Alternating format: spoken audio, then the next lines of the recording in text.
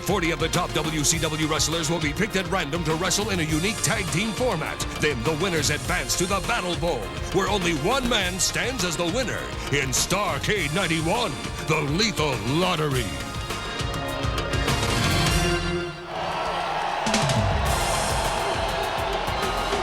Hello again, ladies and gentlemen, and welcome to Starcade 91. This is Battle Bowl, and you're looking live in the Norfolk Scope Arena, where tonight 40 of the greatest stars in WCW will be chosen at random to form 20 tag teams, and they'll compete in 10 tag team matches. And hello again, everyone, and happy holidays. Jim Ross and Tony Schiavone at ringside. And Tony, the wrestlers must win their tag team matchup to advance to Battle Bowl. And then Battle Bowl is a whole new endeavor. Battle Bowl is a two-ring battle royal, and the 20 surviving men from the tag team matches, of course, they're at random drawing, will go into one ring. The idea is to dump them over to the next ring and then dump them into the floor. There'll be one man left in ring one man left in ring two. At the end of the night, one man will be the Battle Bowl champion. Fans, it's going to be something. We're really looking forward to the Lethal Lottery. And right now, we'd like to go to our colleague, Eric Bischoff, who's standing by with Missy Hyatt and tonight's commissioner, Magnum TA. Take it away, Eric. All right, let's kick it off. Let's reach in and choose our first team.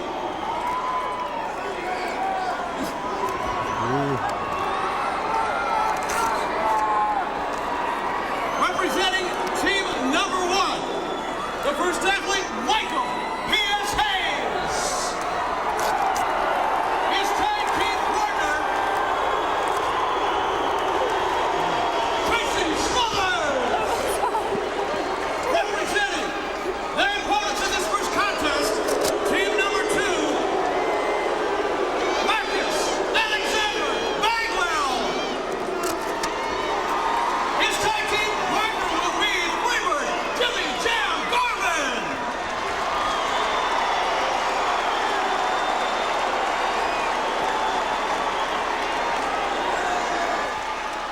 Well, already, ladies and gentlemen, you can see the effects of the Lethal Lottery. Regular tag team partners Garvin and Hayes will be on opposing teams here. It'll be Hayes and Smothers against Garvin and Bagwell, Tony. Jim, already to begin things, we've had a lot of unhappy reactions when Michael Hayes found out that Tracy Smothers was his partner. That was very unhappy. And then, of course, Jimmy Jam Garvin got the nod in the corner with Marcus Alexander Bagwell. I think we ought to say first that Jimmy Jam did not seem too upset about going after his partner, Michael P.S. Hayes. At least he didn't seem to be. It's going to be Bagwell and Smothers starting it out here. And remember, these matches, one fall with a 20-minute time limit. You must win to advance to Battle Bowl. A time limit draw, as we understand it, will eliminate both teams.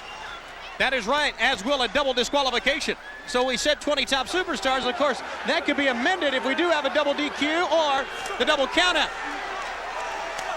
Bagwell, the rookie from Marietta, Georgia, right outside of Atlanta. Bagwell with a good shoulder block on Tracy Smothers of the Young Pistol. Smothers is one half of the United States Tag Team Champions.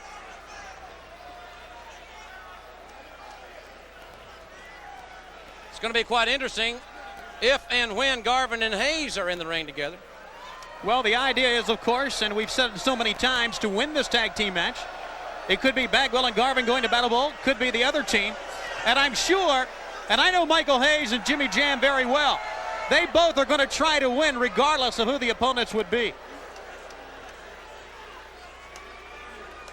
A lot of talking going on by Tracy, and a lot of stalling. Certainly is, and it's going to be interesting to see what type of teamwork will be exhibited in these tag team matches. One would assume that the teams with the most experience would be more adaptable than their opponents. As we take a look at our great crowd, Jim, I think you're going to see in this match a lot of non-tags. Normally, a guy, if he gets in trouble, would tag his partner. But in the case of Tracy and Michael Hayes, you may see guys wanting to stay in as long as possible, not trusting their partner, not wanting their partner to come in to get the upper hand. I know that sounds ludicrous, but that's probably what's going to happen many times.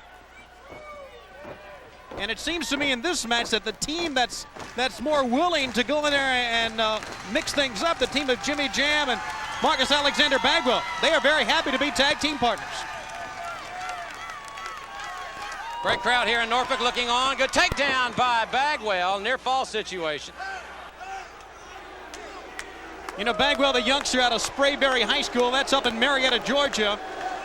He was interviewed, of course, on our Clash of Champions out of Savannah with a lot of confidence for a youngster. A lot of great fan support in the short time he's been in WCW, which has been about a month now. He really took a pounding recently at the hands of the Dangerous Alliance. Our fans that watch World Championship Wrestling and the main event know exactly what we're talking about there. You know, also, Jim, the youngster has been very well trained, not only with Dustin Rhodes, but with Mike Graham. I think of any youngster wanting to be a professional wrestler, Mike Graham would maybe be one of the best teachers you could have. Smothers now trying to build momentum here offensively. Good move there by Bagwell, who takes him up and over. Follows it with a drop kick and arm drag. And Smothers now almost forced to make a tag.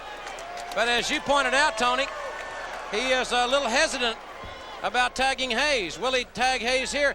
Normally, under a usual tag team rules or tag team matchup, you'd see an exchange here. Well, if that were, of course, Steve Armstrong in the corner, that would be the case. But Tracy now went down. And I don't know if you're going to call it inexperience or just good judgment. That time, the youngster, Bagwell, neglected to go in after Tracy, who was into the ropes. All right, tag made. Jimmy Jam Garvin in. I tell you what, Tracy may turn the tables on him and make a tag right here. Tracy may want to see the matchup Freebird against Freebird as much as we do. Tracy. Garvin turned his back momentarily. Shoots him off to the far side. Leapfrog by Garvin. Fast pace here in this tag team matchup. Good hip lock takeover. And Garvin with a drop kick. Taking Smothers out to the apron. And a kick to the face. Took Smothers to the rail. Jim, if he wants to get the Battle Bowl, Tracy Smothers better stop talking and start tagging. Well, Smothers can't beat Garvin and Bagwell by himself. Not at all. He needs to utilize his partner whether he likes him or not. And that's going to be the story, the underlying story in all these matchups is the teams that can coexist no matter their animosities. You know, you might find, of course, we still have 38 superstars, actually 36 superstars remaining. We may find a team first time ever be paired up and find that they have a lot of chemistry and thus go after the World Tag Team title in future matches. Fans, we also have cameras in both locker rooms, and we'll be taking you back there periodically during this spectacular.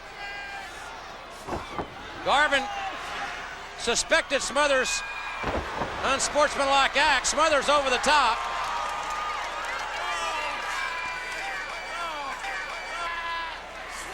Michael Hayes up on the apron just shaking his head at his partner. There's no way this team is going to be able to advance the Battle Bowl working the way it's working right now. And, of course, that's all the fault of Tracy Smothers.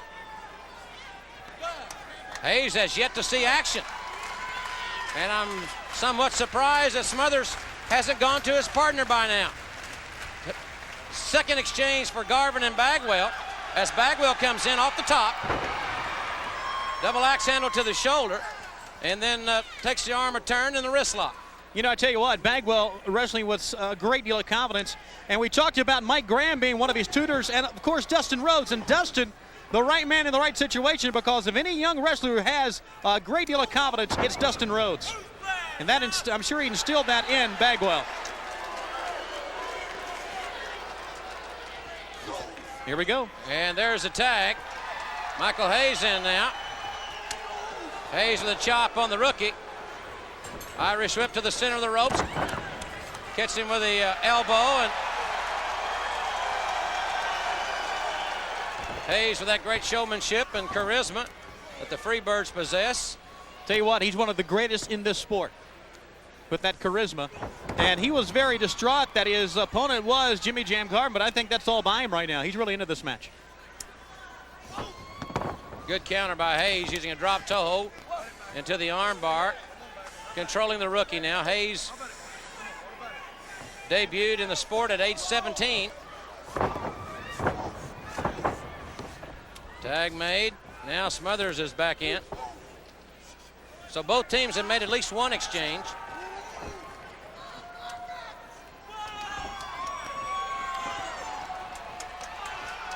Bagwell working on the wrist.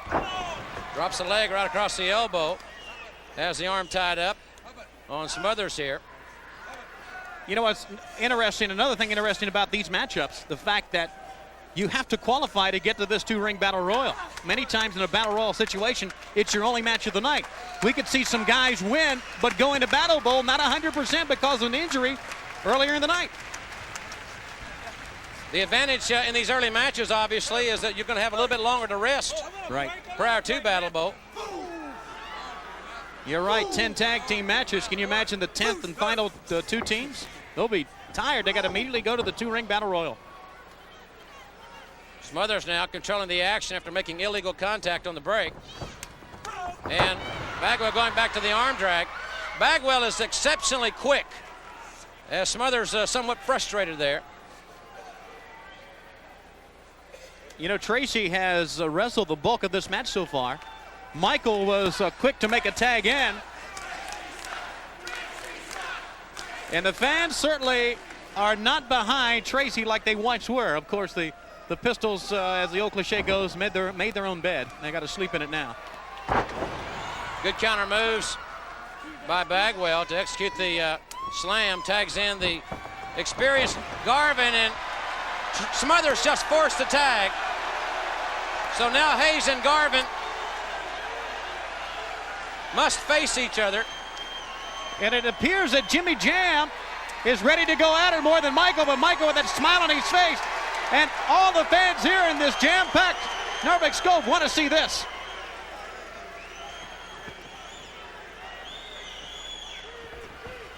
Collar and elbow tie-up. Neither man able to gain an advantage.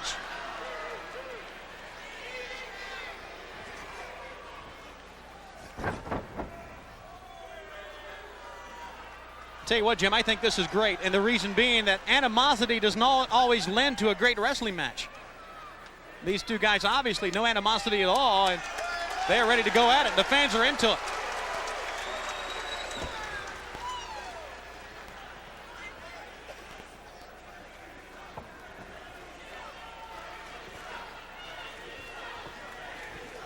Hayes has Garvin in the ropes. Well, about a semi-clean break.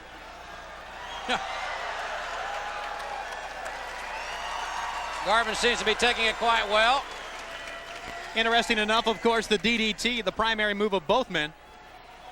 But not only that, let's remember Jimmy Jam Garvin's great career he's had. He's also been a very well-schooled ring man in the vertical suplex, or the brain buster that he's used. Michael Hayes, of course, has that quick left hand that's knocked people right smack dab out. They both know what to look for in their opponent, so to speak, in this match. Rolling cradle by Hayes and a near fall. Got 2 out of it.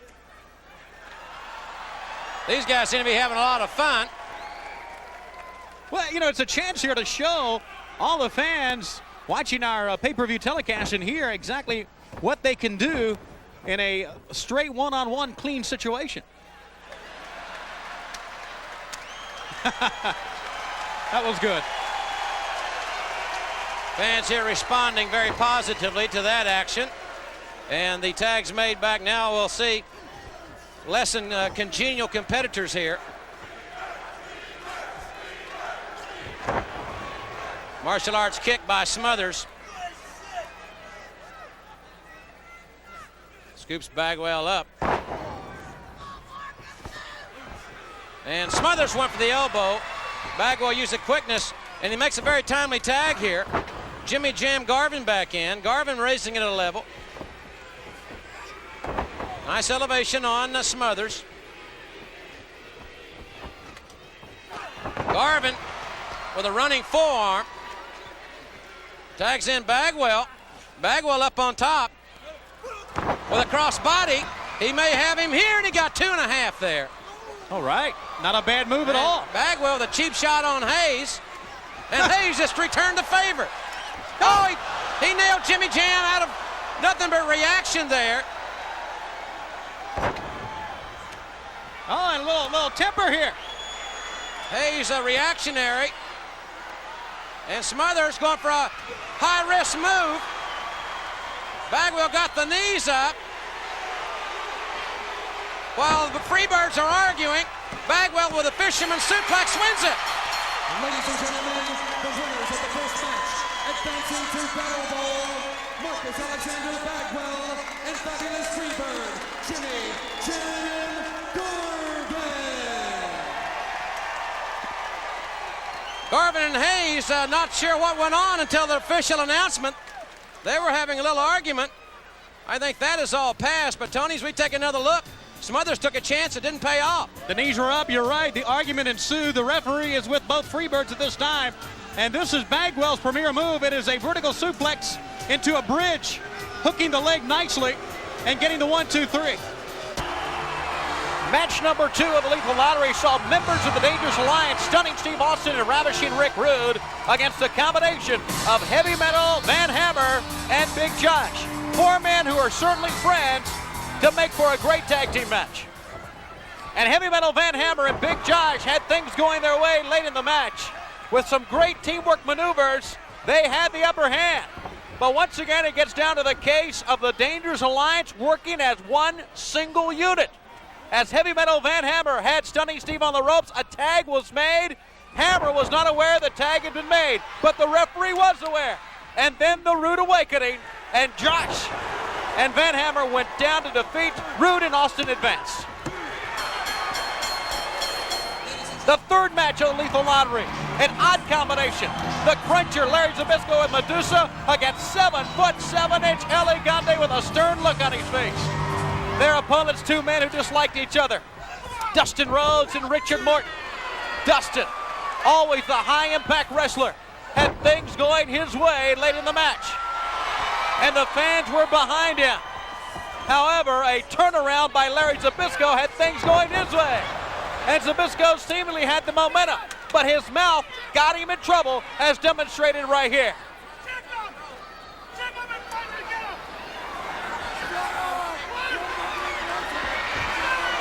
Elegante turned, Zbyszko turned, and this would prove to be the turning point of the match.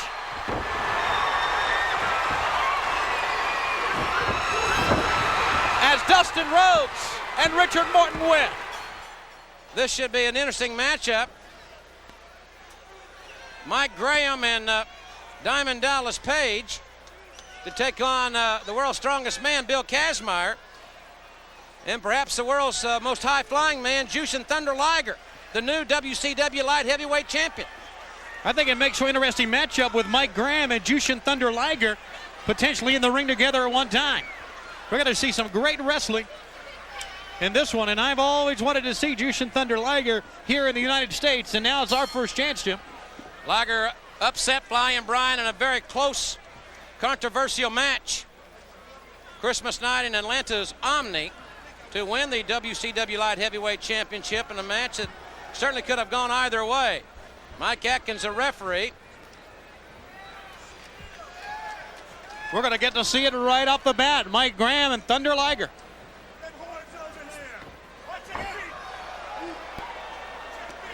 Graham, the former junior heavyweight champion of the world. Fireman carry takeover on Liger into the armbar. Liger trying to turn into the pressure. Turn away from the leverage advantage.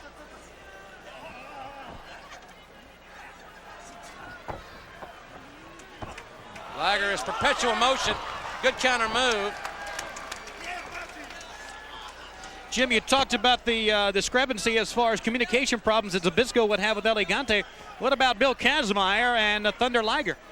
Could be some communication problems there, although at the beginning of the match it seemed they knew exactly what each other was saying. Hip lock by Mike Graham, taking Liger over. Great contrast in styles regarding Liger and his partner Kazmaier. Well, the difference in those two guys, difference in night and day, as the old cliche would go. Liger puts on the brakes, got a head scissor. Took Graham down with a head scissor. That was a great move, but Mike Graham equally tried to hold his ground, maintain that vertical balance that time, but still Liger was able to get him over. What Graham wanted to do was to make sure he didn't go outside, hit the floor. Oh, Graham had that move well scouted. Step back away from contact. And now Liger tags in. World's strongest man, Bill Kazmaier.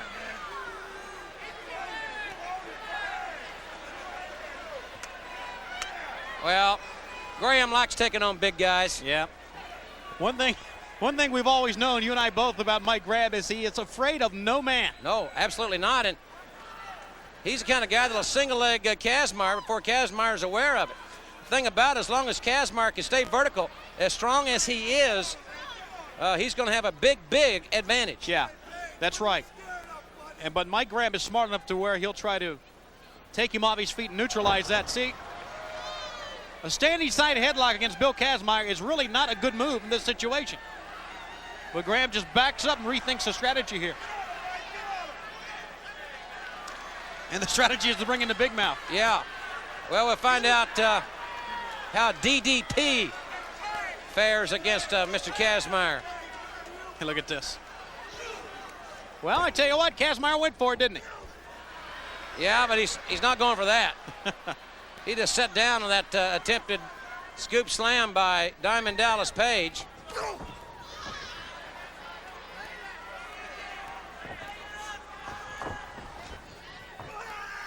Look, he just caught Page, who's got to be about 250, I would think.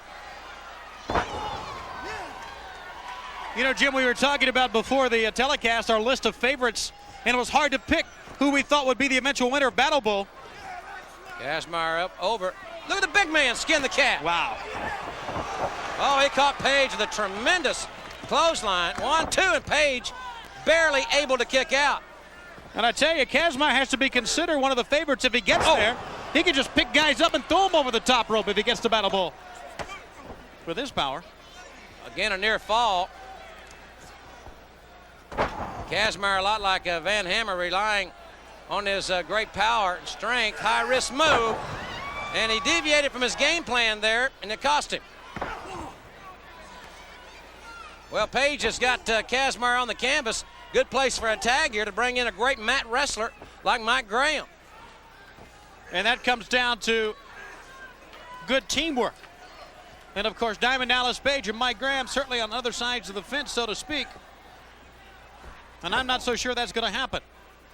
But you called it, Jim, and Diamond Dallas Page is not going for it at all.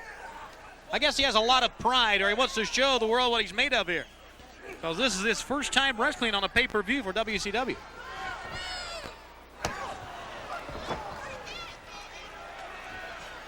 Well, what happened, it allowed Kazmaier to tag in Liger. I don't think this is what Page had on his mind. No, I tell you what, Kazmaier was in a lot of trouble, and the showboating by Diamond Dallas Page allowed the tag, and this was a critical mistake, I think. Nice move by DDP there. Side Russian leg sweep. Liger able to kick out.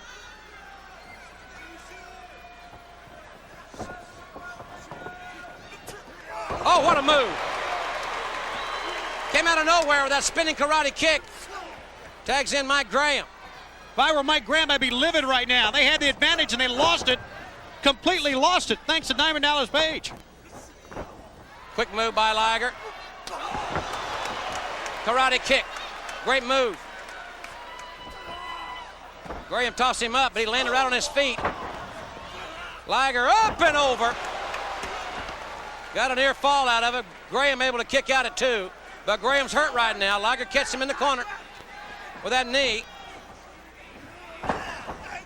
Sign language. He pointed to his knee and Kazmaier reacted. Yeah, the universal sign language in tag team wrestling. Something that Zabisco had problems with L.A. Gandhi moments ago. There, Graham going for that single leg. Trying to take away one of Kazmire's points of balance. No matter how big you are, you've got to have at least 2 points to remain vertical. I tell you, and this is where Graham wish he would have been moments ago, because Kazmire was off his feet, like you pointed out, Jim. But now the things have turned around, and Mike Graham cannot take the advantage because the big guy's back up. There's the exchange. Diamond Dallas Page in, trying to hammer away with those right hands. I don't know how effective that's going to be. Oh, my. Oh, what a move that was. Very basic and very powerful. Page up, Rick in the eyes. Hey, he got him up, but he couldn't execute it. Page barely able to kick out that time, and he's very happy to tag in Mike Graham. Give Page a lot of credit, though. He went to the eyes, got him up. Mini-Man cannot even get Bill Kazmire up. Kazmire weighs 340. Tags in Jushin Thunder Liger. Liger comes right off the top.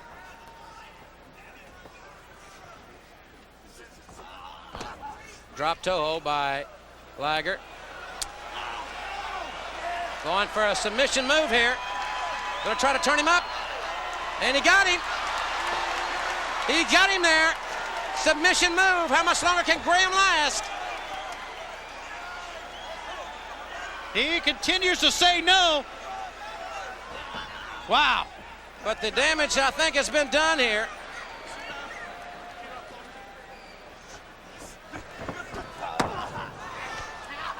Good move by Graham. He got him in the Boston Crab. Now that's an American move. Tremendous exchange from a great counter wrestler. Look at this. Counter again by Graham. These two guys really evenly matched right here, especially when Graham has the opportunity to wrestle on the mat. As I said, he's one of the most accomplished mat wrestlers going. Good sportsmanship. You know, Jim, in our anticipation of Jushin Thunder Liger, we talked so much about his aerial tactics, showing us that he's much more than that on the mat with a great mat man like Mike Graham.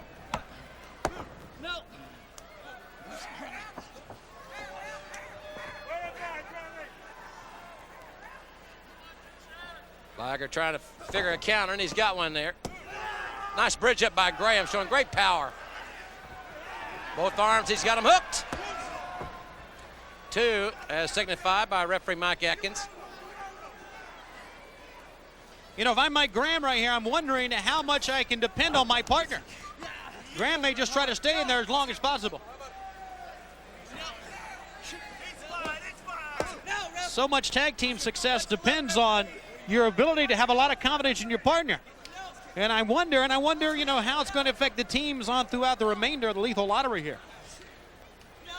Well, trust is a big factor in any team situation, team environment. I don't know if Graham can trust Page or not, but be that as it may, he has a, yeah, you heard that, you take him. Yeah, he had him once before.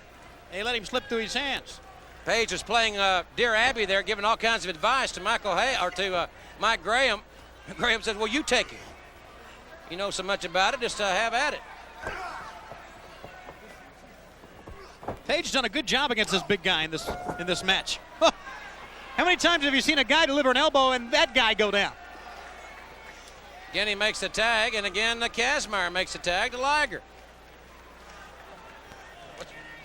Unique situation in these tag matches, because what you're seeing, fans, are tag matches where under normal circumstances these men are not regular partners. To my knowledge, none of these men, great move there, have ever been partners in any tag team match anywhere until this match right now. Wow.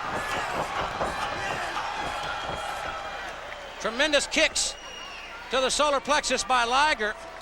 Liger now tagging in Kazmire. Kazmire with a forearm. Kazmire, man, a lot of power in that slam. Graham able to kick out and makes a tag. He's lucky there. Kazmire didn't hook the leg. Moments ago, those had to be the quickest kicks I've ever seen in my life from a human. In succession also.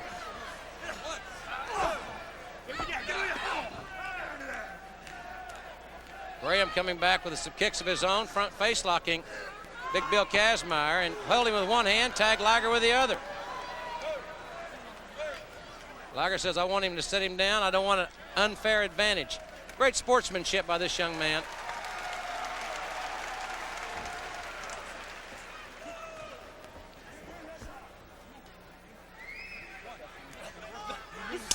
No.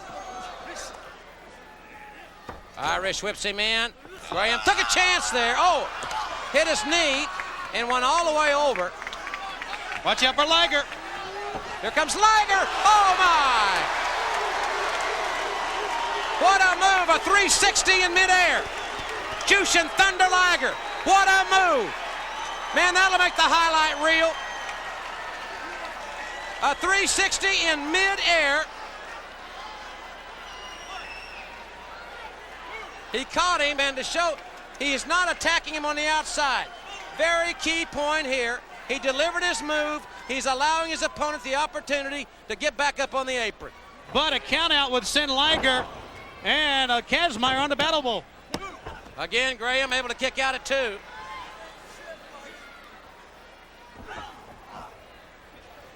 And Liger now. There's his moonsault.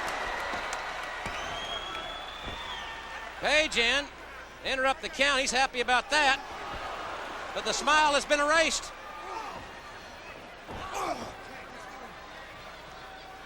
All 4 now in there. Graham and Page ran together. Look at this. Kazmaier has his partner up.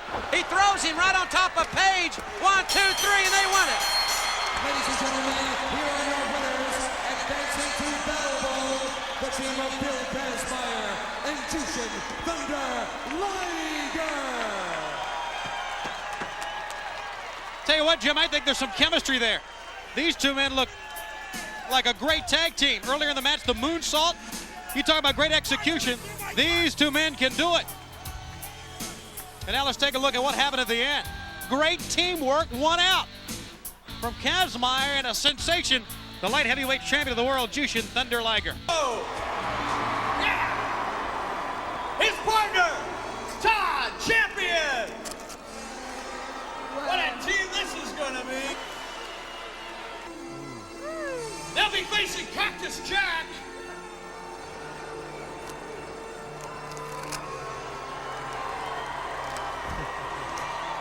And Sergeant Buddy Lee Parker.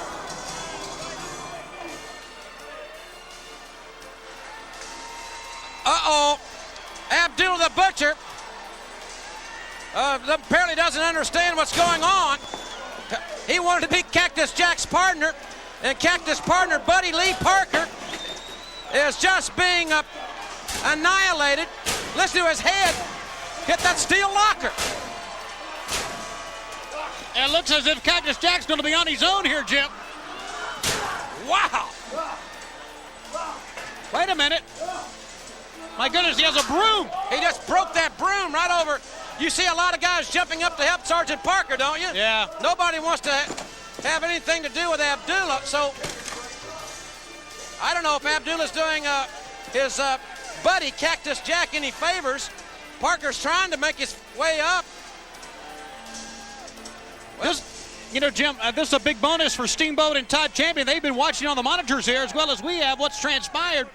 Cactus Jack just kind of lumbered to the ring. Where's my partner?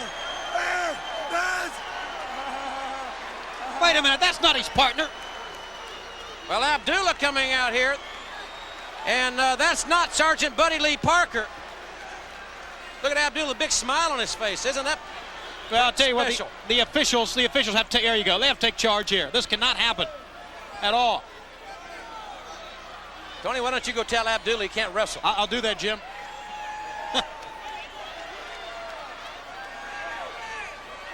Abdullah, who has just decimated Sergeant Buddy Lee Parker, and that leaves us in a very unique situation with Steamboat and Champion. I have to wonder here if Cactus Jack, in fact, will get him a partner, if Buddy Lee will be able to get in here. Right now it's 1-on-2. Cactus calling for Abdullah, who's being ushered back finally. Oh my goodness. And Parker made his way up. He's being hammered again. You can hear the impact of that stick. Whoa, man, right in the head. Good grief. Well, the match is starting. Abdullah is totally confused. And I'm sure that shouldn't surprise anyone. No, he was totally confused when he got to the arena. Abdullah just knocked Parker right off into the bunch of fans there. Parker falling into the floor. Well, we're just going to call it as we see it here, fans. This is rather strange. I think we need to also mention that Cactus Jack stalling for time on the outside. I would think that he would want Buddy Lee Parker to get in there, wouldn't you? You'd think you'd want a partner in a tag team match. I mean, the odds of him drawing Abdullah were slim to none anyway.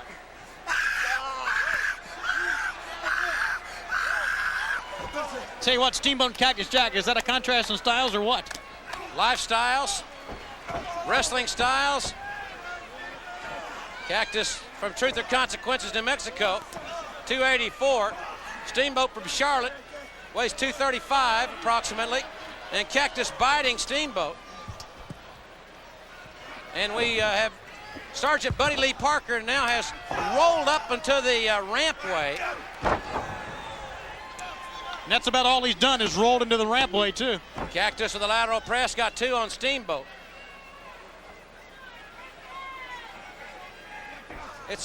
Cactus is just like wrestling a single match. The more tags that Steamboat and Todd Champion can make, obviously will be to their advantage. But wouldn't it be embarrassing for Steamboat and Austin if Cactus wins this match? Steamboat over the top, he held on. He skins the cat and comes back in. And Cactus up and over. Watch Steamboat, here it comes. Dive right through the ropes. High risk move by the Dragon. Cactus tastes the steel there. Whoa, both men better be careful here. Double count out and all 4 men will be gone. They're gonna get back in and win a match. Steamboat pushing Cactus Jack back in the ring.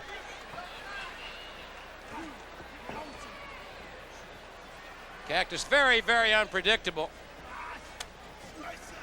Missed that clothesline. Steamboat very quick. Big advantage there. Good super kick. And a spinning karate kick by the Dragon. Steamboat, 1/2 of the World Tag Team Champions. Brings in Todd Champion, who's 1/2 of the tag team known as the Patriots. Former U.S. Tag Champion. That's right. I can't see how Cactus can continue against 2 men. As great of a wrestler as he is and a wild man, there's no way. He may not fully realize he didn't have a partner. You may be right. His partner is desperately trying to make it. Good leg drop by Champion on Cactus Jack. And Sergeant Buddy Lee Parker now is inching his way and crawling his way toward the ring. Many fans are chanting his name, as a matter of fact. There he is. Well, you got to hand it to him. He's trying to get to the ring to compete. Looks like someone in the desert crawling for a drink of water, doesn't it? I mean, he's giving it his all to get in there. Cactus Jack could be a little Mirage-like if you're hallucinating. I guess he could. Elbow downstairs, and Cactus with that taped right hand. Oh, and Big Todd Champion got cacti and that bear hug. Not for long as Cactus raked the eyes, free himself from that.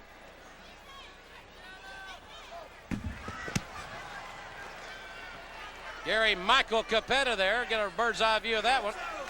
And look at Cactus Jack, keep your eye on this strange human being. Drops the elbow. Wow. And look at this, he got the elbow, the point of the elbow right in the solar plexus. A double bang banger. One of them double bang bangers. They're the most dangerous type.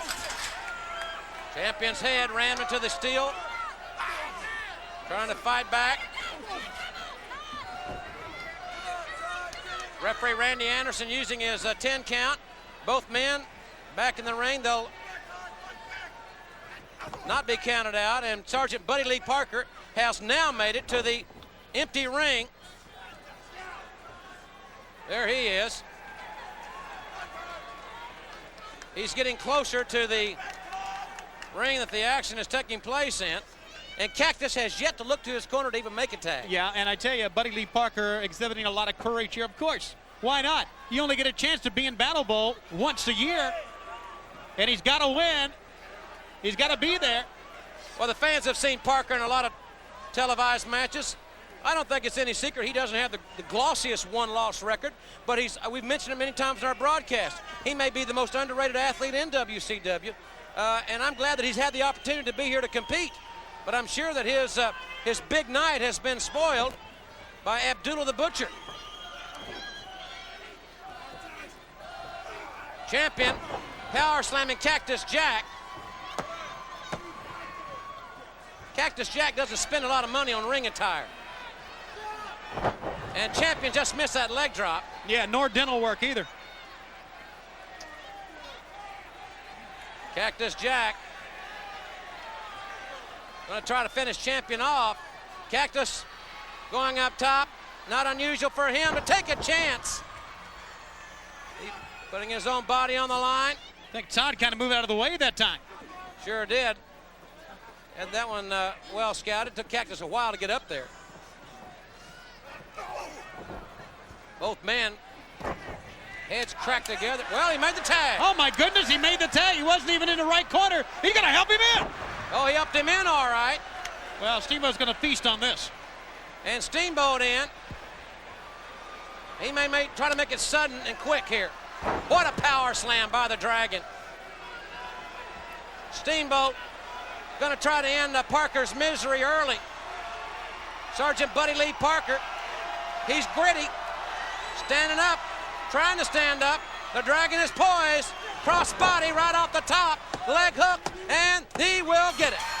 Ladies and gentlemen, the winners of the match, advancing to Battle Bowl, the team of Todd, Champion, and Ricky, the Dragon Steamboat. Wow, what an unusual match this was, Jim. Ricky the Dragon of Buddy Lee Parker could barely get to his feet. And let's take another look from a different angle. The elevation from Ricky the Dragon Steamboat. Down on Buddy Lee Parker, who gave it his all getting there. And that was it. Our next matchup, we'll see. The first man will be all the way from Venice Beach, Sting!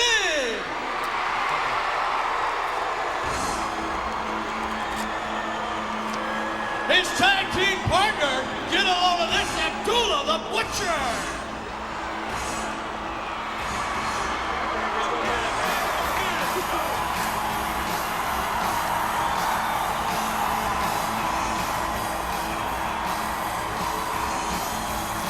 Their opponents are going to be the first man, Ryan! His partner is going to be beautiful Bobby Eaton! That's going to be great. We said that the Lethal Lottery was aptly named. There is Sting's partner. And look at the smile on Abdullah's face. One of the men hired by Lex Luger to put Sting out. And now the Butcher taking over on Sting. Abdullah the Butcher hammering away on the Stinger with that kendo stick. And there's no question, the one single man who's had the greatest impact so far in the Lethal Lottery has been Abdullah the Butcher. Flying Brian tackling the 460-pounder. And now he's got a stick. And Flying Brian hammering away at Abdullah the Butcher. Look at the velocity, the force. Pillman coming to Sting's aid. But there'll be opponents in this tag team match. But beautiful Bobby from behind. Bobby nailing the Stinger. Abdullah knocking Flying Brian off the rampway. And the Butcher coming down after Pillman. Beautiful Bobby has Sting on the ramp. Eaton working on the leg. Man, what an opportunity for the Dangerous Alliance to work on Sting here. Pillman and Abdullah fighting right behind us. Sting thrown into the ring. Well, now let's remember this, and it's hard to remember this, that Sting and Abdullah are on the same team, for crying out loud. I cannot imagine Sting tagging Abdullah in after what we've just seen. Can you imagine that happening? I can't imagine even Abdullah accepting the tag. Beautiful Bobby working on the leg of Sting. Sting's knee, as many of you fans are aware, 1990 had to be completely reconstructed. Dr. Jim Andrews, the same man that put Bo Jackson together. Boy, Eaton elevated there. Stinger, high risk, take a chance. Flying clothesline over the top. Standing drop kick on beautiful Bobby. This crowd is going crazy here at the Scope. The Stinger now, right down in Eaton's face with those tremendous right hands.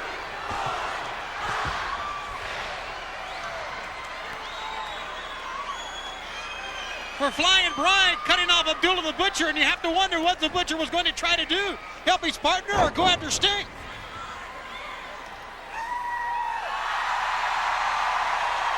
So it's beautiful Bobby and Sting. But remember, Sting's partner is Abdullah the Butcher. Rake to the eye by Eaton. Eaton and Anderson, leading contenders for the World Tag Team Championship. Was that a tag or what?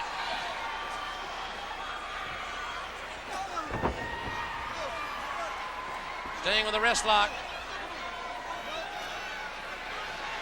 Sting desperately wants to be in Battle Bowl. And look at the Butcher hit his own partner. Nailed his own partner. With two of Sting's great rivals, Lex Luger and Ravishing Rick Rude, already qualifying. The odds for Sting to be in that Battle Bowl right now are a long shot at best. You know, seemingly throughout his career, Sting has always gone up against the odds. You go back to when he won the World Heavyweight title back in 1990. The odds were against him because of the injury he had suffered earlier in the year. But here he came back to be the World Heavyweight Champion. And now Abdullah, who has jumped down here, and he has a pencil. He has the pencil from our table. And that by pencil and as sharp as a Dickens. Not only that, he's not going to use the pencil to write down any notes about this match, I can tell you that. Lateral press by beautiful Bobby. Eaton very insolent to his partner, but that's the norm here. Abdullah with that pencil right in Sting's throat. They're right above us here, and we can see him drive that pencil right into Sting's, right into his windpipe. You know, Jimmy, they're partners. They are partners, and Pillman just drop-kicked Abdullah. If you're Flying Brian, what do you do? Do you try to go to Battle Bowl, or do you try to help Sting? It's a very, very tough situation for Flying Brian to be in as well as Sting. The man is going to benefit from this more than anybody else. Has to be beautiful Bobby. Sting hammering Eaton with those right hands. And, oh, he brought him right out to the floor. What a move by the Stinger. To bring Eaton right out to the floor. Eaton with a rake of the eyes. Pillman and Abdullah. Pillman trying to slam the Butcher. Pillman did it. Flying Brian with a body slam on Abdullah the Butcher. Pillman going up top.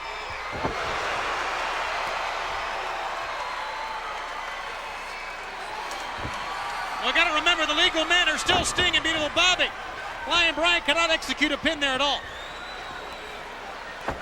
Right hand by Sting. And, well, there was no tag, I don't think. Flying Brian wouldn't give it to him. He wouldn't give him the pleasure of a tag. Right now, Flying Brian doesn't care. And Bobby is tagged in Abdullah. For crying out loud, this is really crazy. Can't let that happen, ref. This thing's almost out of control as it is. It is out of control. Good officiating by Mike Atkins, not allowing Abdullah to come in.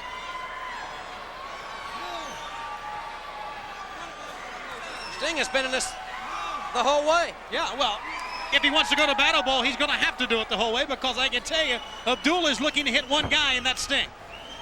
He's not going to strike beautiful Bobby at all, nor Flying Brian. Abdominal stretch. Good counter. Got him up. Got him waist lock. Tried to go for a tombstone pile driver, but Eaton blocked it. Abdullah comes in from behind, and now Pillman hammering Abdullah. I've never seen anything like this at all, ever. I'm surprised that Dangerously or Medusa not out here. High elevation by Sting on beautiful Bobby. That Pillman is a ball of fire. Now Abdullah has his partner again. And Cactus Jack is here. Oh, there's Cactus with that stick. And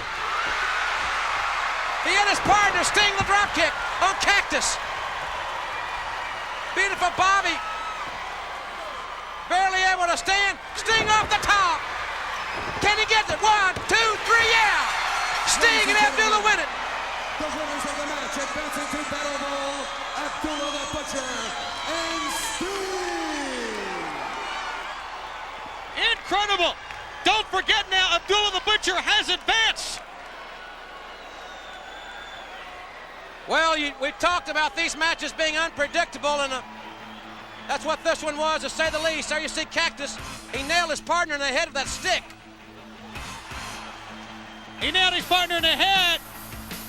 And then a little bit later on, here comes Sting, flying off the top and getting the 1, 2, 3. But something's broken loose still back here in the arena. Cactus Jack and Abdullah now are fighting. Abdullah just knocked Cactus off the rampway. And now these two deranged human beings are fighting. The security trying to break them up here. Cactus Jack biting Abdullah in the head. And this one is, what a bizarre matchup. Oh my goodness. Total chaos here. He's going after security people and everybody. Our t-shirt security getting blasted here. And they're going dangerously close to the fans. Maybe need to call out the dogs on this one. Cactus and Abdullah hitting anything that moves. I tell you, maybe next year at Battle Bowl they ought to have some sort of mental tests and not let psychotic people into Battle Bowl. All I can say, Magnum, is I'm glad I'm up here and not down there. Let's roll it. Pick our next contestants. The commissioner of Battle Bowl 91. Uh-oh. Let's find out who it is. Missy Hyatt. All the way from Motown, Rick Steiner. His partner, the Diamond Stud, and I do have a note here, because of an injury to the Diamond Stud, Rick Steiner's tag team partner is going to be the Night Stalker. They will be facing Big Van Vader and his tag team partner, Missy Hyatt. It'll be Mr. Hughes. Check it out.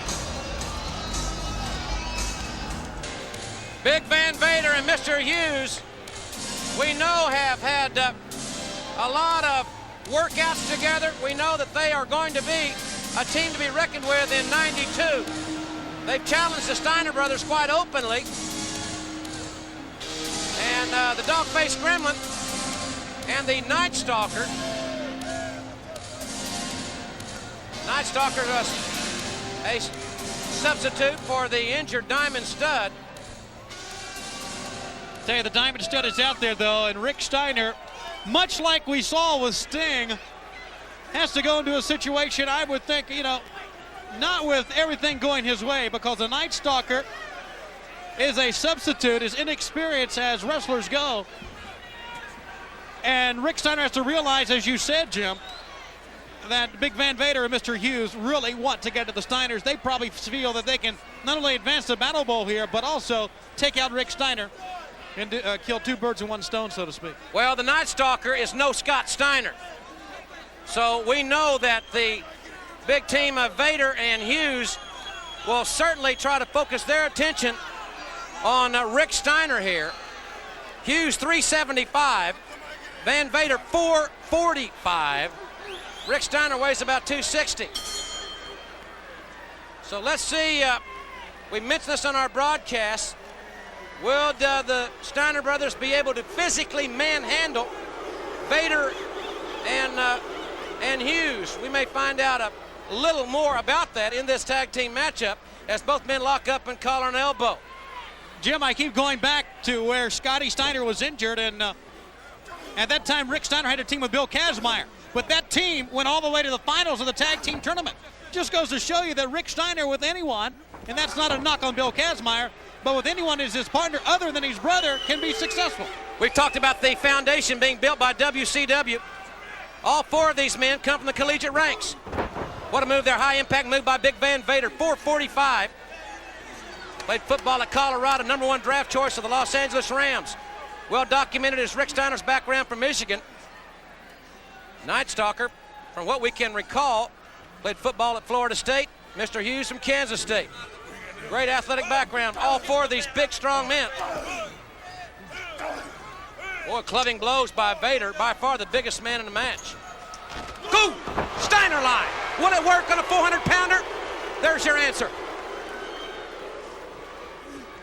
Belly to belly. Got him up and over. What a suplex by the dog-faced gremlin. Another Steiner line. Takes Big Van Vader outside, over the top.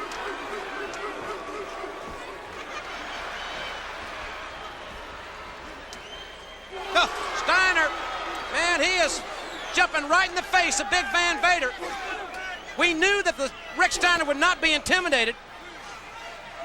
Bam, what impact. There's some contact in this one. And Steiner just smiled. He got popped and he just grinned. Oh my, he won't be grinning now. No, not after that one he won't. And anytime you go down below like that against a guy like Vader or a guy like Hughes, you always risk that happening. Wonder if he'll make a tag now. And I wonder how productive the Night Stalker is going to be. We know he doesn't have a great deal of experience. Very impressive looking athlete. What's he going to do, suplex him outside? Apparently so. Steiner trying to block it. Boy, Steiner needs to distance himself here. There's no way he's going to get Vader up. Well, yes, he got him up and over. It was a load, but he did it. And I think he really hurt himself taking him over that time. It's hard to tell how much energy expended on taking the 400-pounder over. Tag made. Here comes Mr. Hughes, who's the smallest member of this team, only at 375. Big time right hands. I want to see this Steiner matchup with Hughes and Vader. I think it's going to be awesome. Big slam there. Watch the big man. He has that ability to go to another speed, another gear, and Steiner got the left shoulder off the canvas.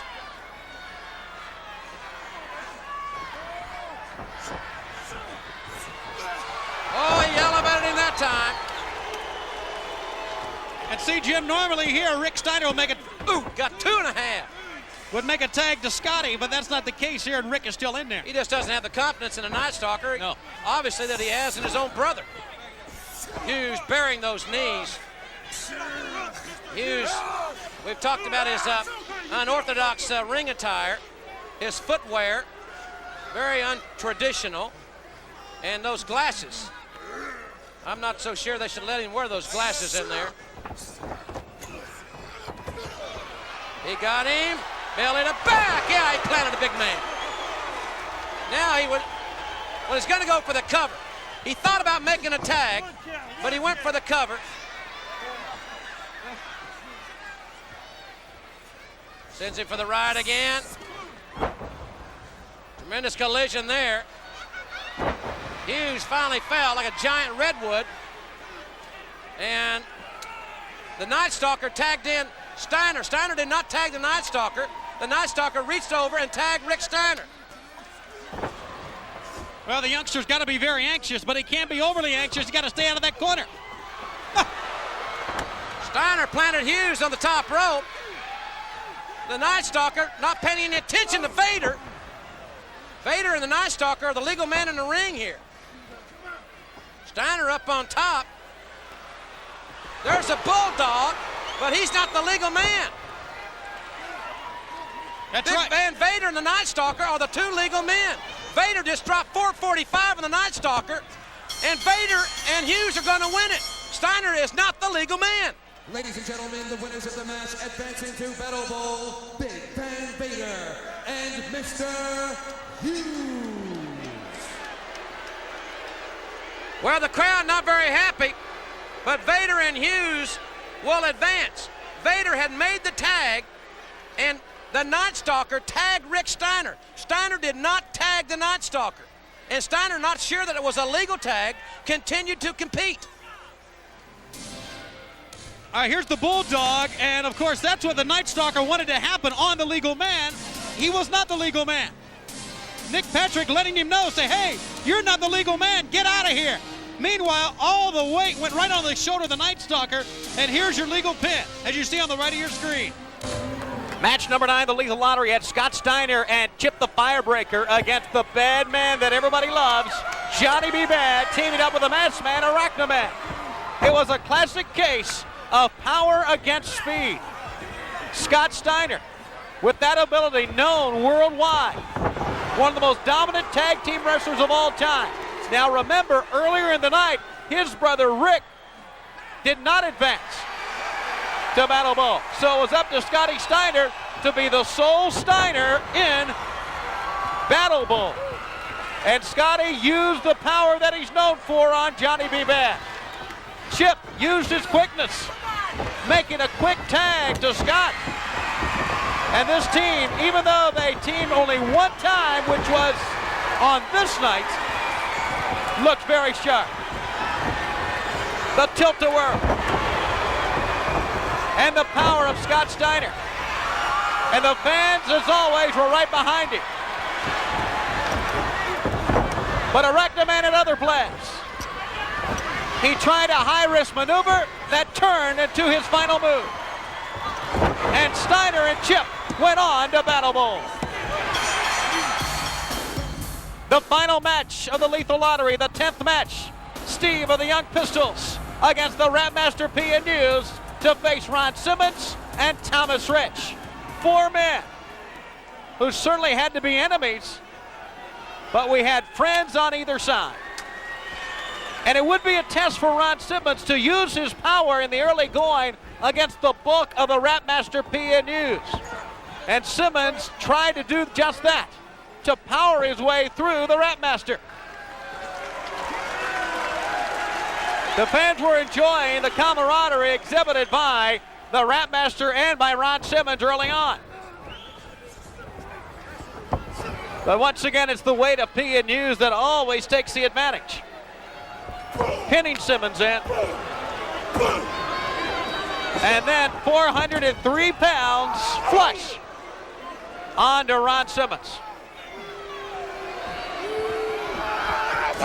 As he turned away and called to the fans, Simmons was waiting. And the advantage went to Simmons and Thomas Rich. The News would escape. Thomas Rich would barely escape from Steve of the Young Pistols. Arrested Ron Simmons was in. And from that moment on, Ron Simmons led his team to Battle Bowl. Ending it with the Spine Buster.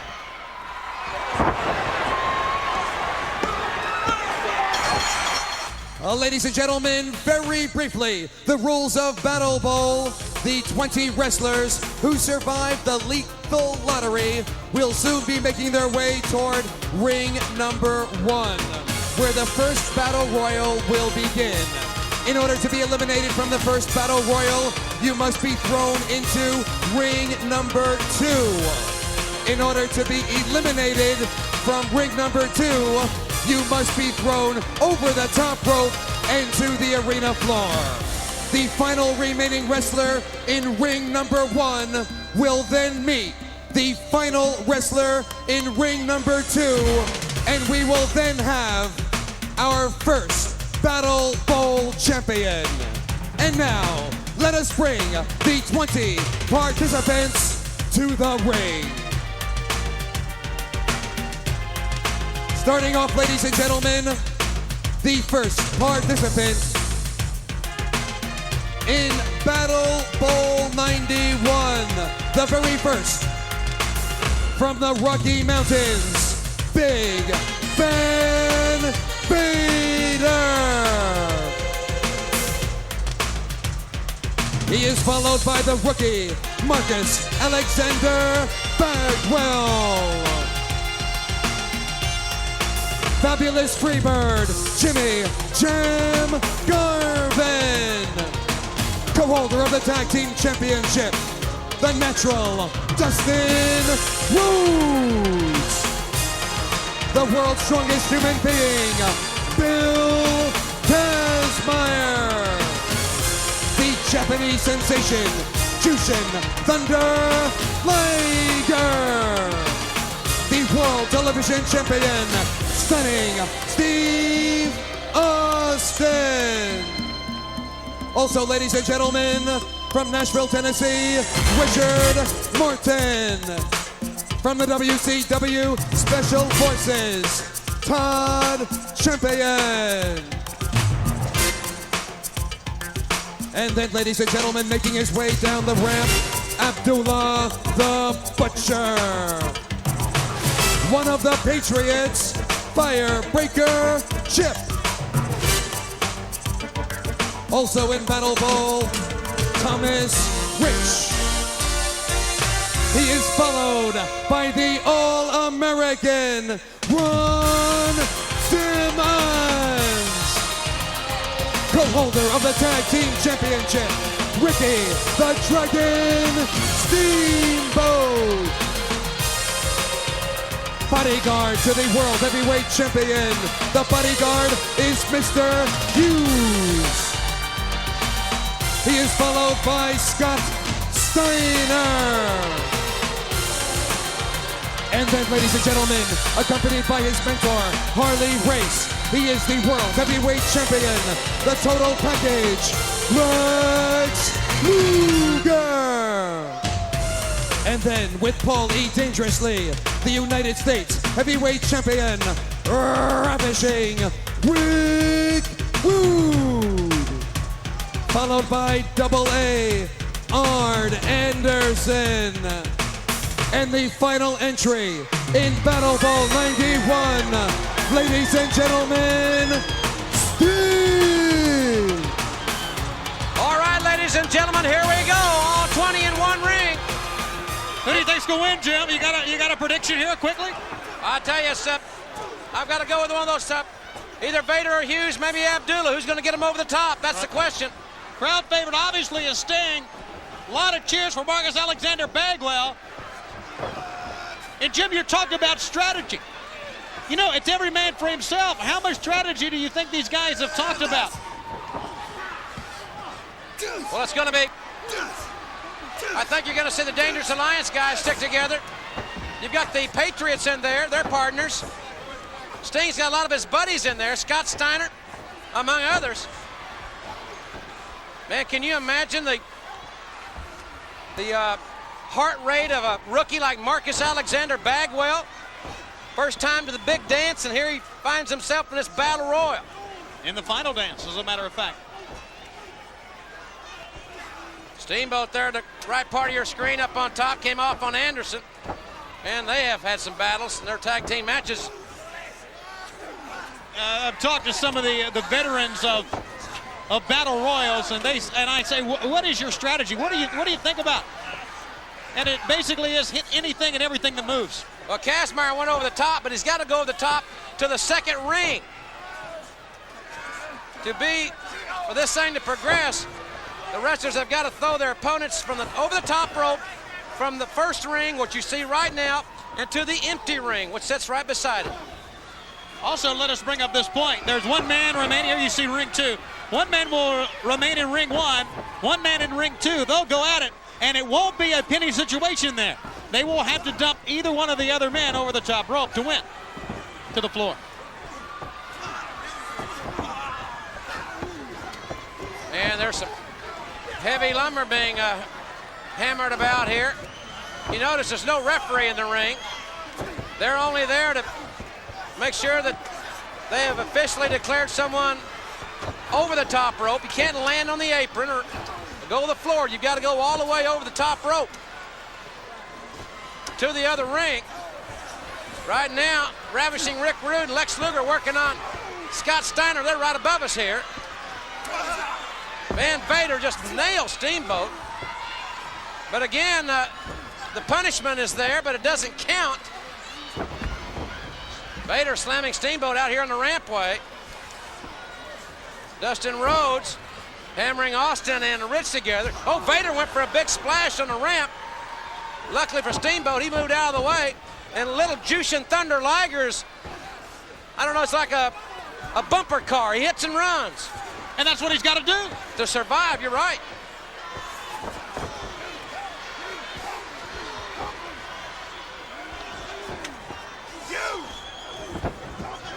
Todd Champion choking Thomas Rich there. Some of these guys have had quite a while to rest and get back in shape. Ron Simmons just nailing Mr. Hughes.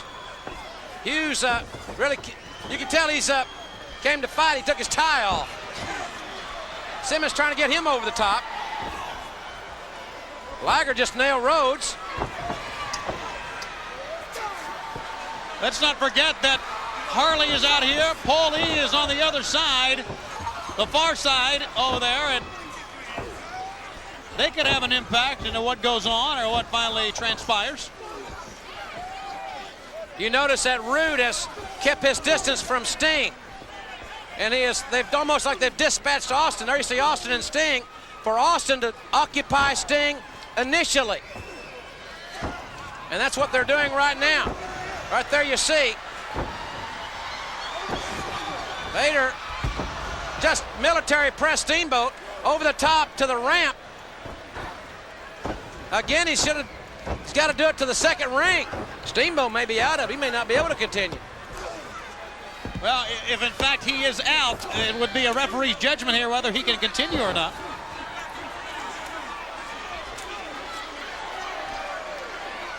Well, they're in and out of the ring here. Steamboat thrown back in. Anderson and Rhodes really hammering each other on the far side of the ring. Now Rhodes back in. Far side from us, near side for you on this camera shot. Boy, so much at stake here. Every man being very cautious. A smart thing to do here, Jim, if you want to be the last man left in ring 1, is to stay over at the ramp where Steamboat has been. That's a smart thing to do. You're a long way away from ring 2 where you have to go. Well, you saw Dustin Rhodes setting down rather unceremoniously.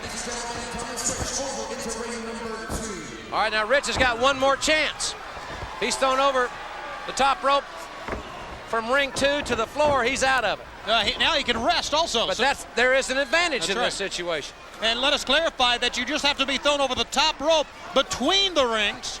Then you have to go into ring 2. You don't have to go clear both ropes. Steamboat and Anderson hooking it up. There you see Steamboat.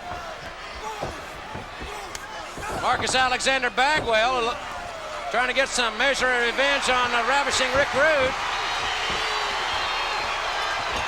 Sting and Luger now, and that's what brought this people to their feet. Sting hammering the world's champion.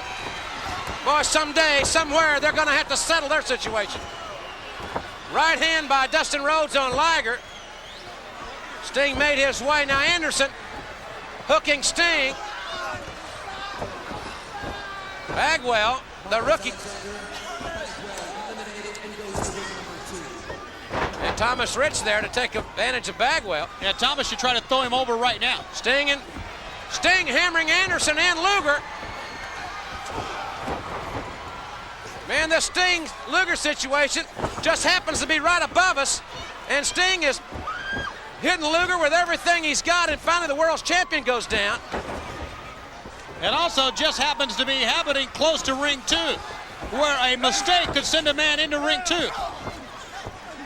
Wow, we have action in both rings now, only 2 men in the second ring. And this is wild, look at it. Rich has a big advantage. Never saw anything like this in Oklahoma, huh, Jimbo? I don't know, Baldy. Why don't you get away and go manage somebody? You see me on the other hand, I see this. Can we get a security guy and get him out of here? Get him away. Just Has he got a ticket stub? He looks nice in his dad's suit. anywhere there's a microphone, he can run his mouth, isn't he? Yeah.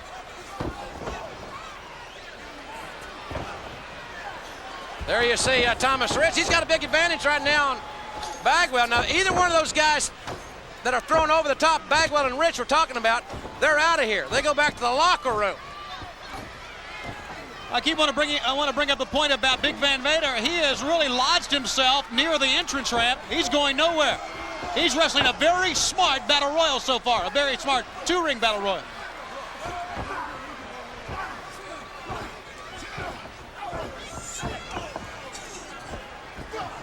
Todd Champ in the far corner there, hammering Garvin. There you see Mr. Hughes throwing firebreaker chip over the top. Bagwell tried to catch it. Staying with a headbutt on Mr. Hughes. Jushin Liger's there, and so's Ricky. Ricky Morton, did he follow him there?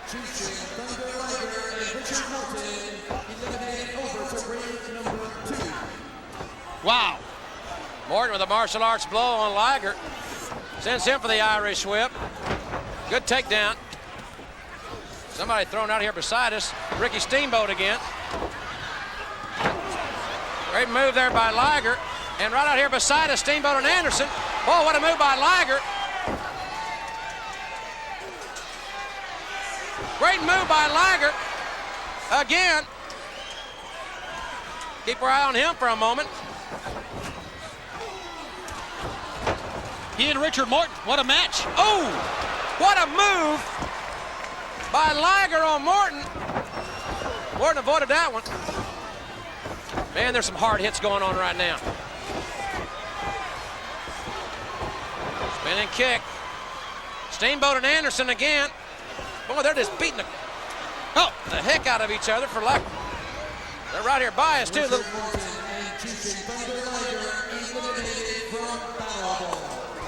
Well, Liger and Morton are out of it. Anderson and Steamboat, are just beating the fire out of each other. They fought all the way by us here. Mr. Hughes has gone through, and he's in ring 2. But Morton is out. Now, Steamboat and Anderson have to get in to ring 1, don't they? They haven't been thrown over. Thomas Rich is headed toward the showers. Oh, wait a minute. Steamboat and Anderson are now up in ring number 2. Anderson looking dazed and surprised, and I guess they are. Are they in ring 2? I guess they are. Simmons and Luger renewing their rivalry out on the rampway. Abdullah and Rude double teaming Scott Steiner.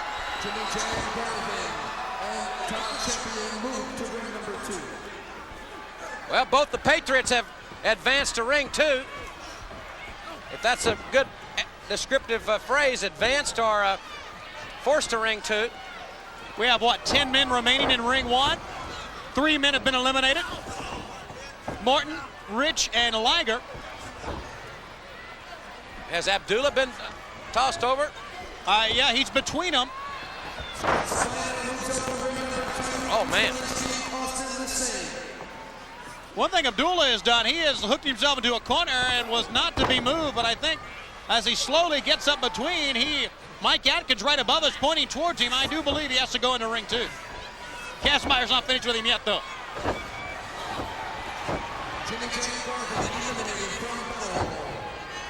And the Freebirds challenge ends. Garvin over the top rope.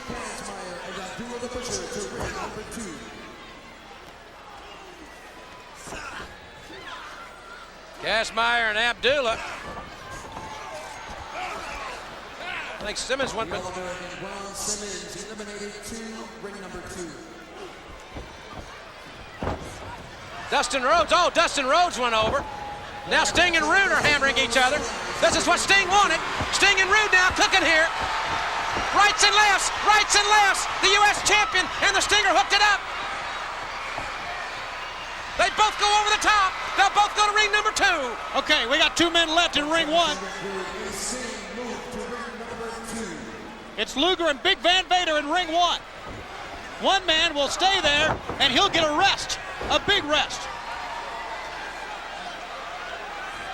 Vader with a splash on the world's champion. Remember, no pins in this match. You got to be thrown over the top rope.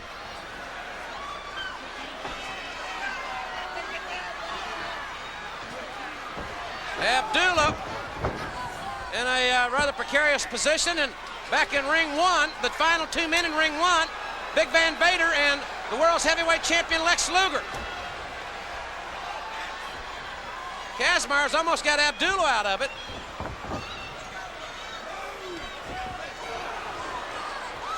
Big Van Vader using his power and over 100-pound weight advantage on Luger very successfully. Well, we've had another elimination, I believe, Chip the Firebreaker. There you go. Luger catches Vader coming in. And Luger with a clothesline. Luger's power. The winner in ring number 1, the total package, Lex Luger. Now Luger's got a big advantage. Yes, sir, a big one. He can.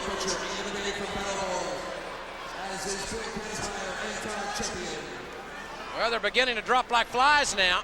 Not only does Luger have a big advantage because he can rest, but his opponent, the remaining man in ring 2, will have had to fight the entire time. And he'll be winded. More than winded, maybe hurt. Sting just stomping away at ravishing Rick Rude moments ago. There you see Scott Steiner reverse chinlock on Mr. Hughes.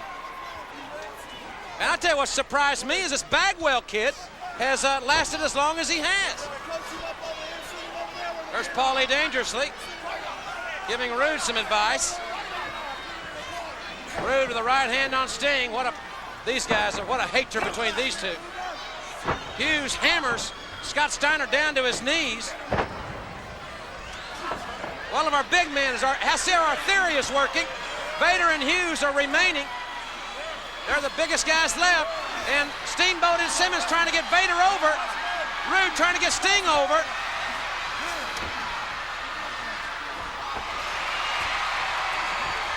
Sting able to get back down. There you take a unique look from 3 different angles at what's going on. You see Bagwell and the World TV champ, and you're right about Bagwell, Jim. This youngster's really making a great showing. Win or be dumped out, he has a lot to be proud of here. Anderson found that same seat that Dustin did earlier, rather uncomfortable. As Steamboat off the top on Big Van Vader, Dustin drop kicking, Anderson out. Is he gone? That's a referee's decision. Dustin Rhodes is out, but so is. Well, they went out together. Arn Anderson has also been eliminated. Double clothesline. Scott Steiner went out. Well, we've got 2 of the Dangerous Alliance remaining. Stinger's still in there. These 4 guys here, we have almost like a tag team match. And what a match this is going to be. Wow. Sting with a clothesline on the U.S. champion. Steamboat with a chop on stunning Steve Austin. And Sting now shooting those right hands right to the face of the Dragon. But remember, the world's heavyweight champion, Lex Luger, has won in ring 1 and is getting a much needed and much valued rest right now. Sting with the Irish whip. Irish whipping Rude. No, it's reversed. And Stinger splash on Austin. Righty kick by Steamboat.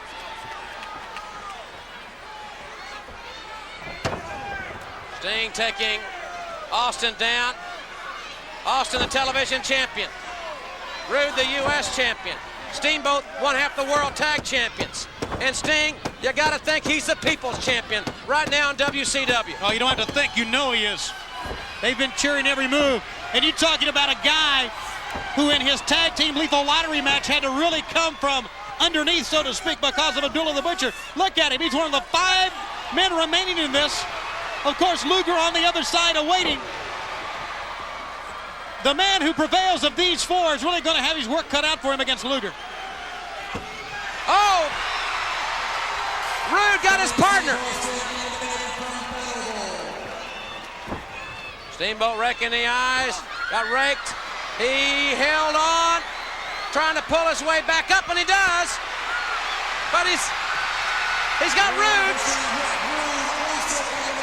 And Rude pulls Steamboat out. Uh-oh, now.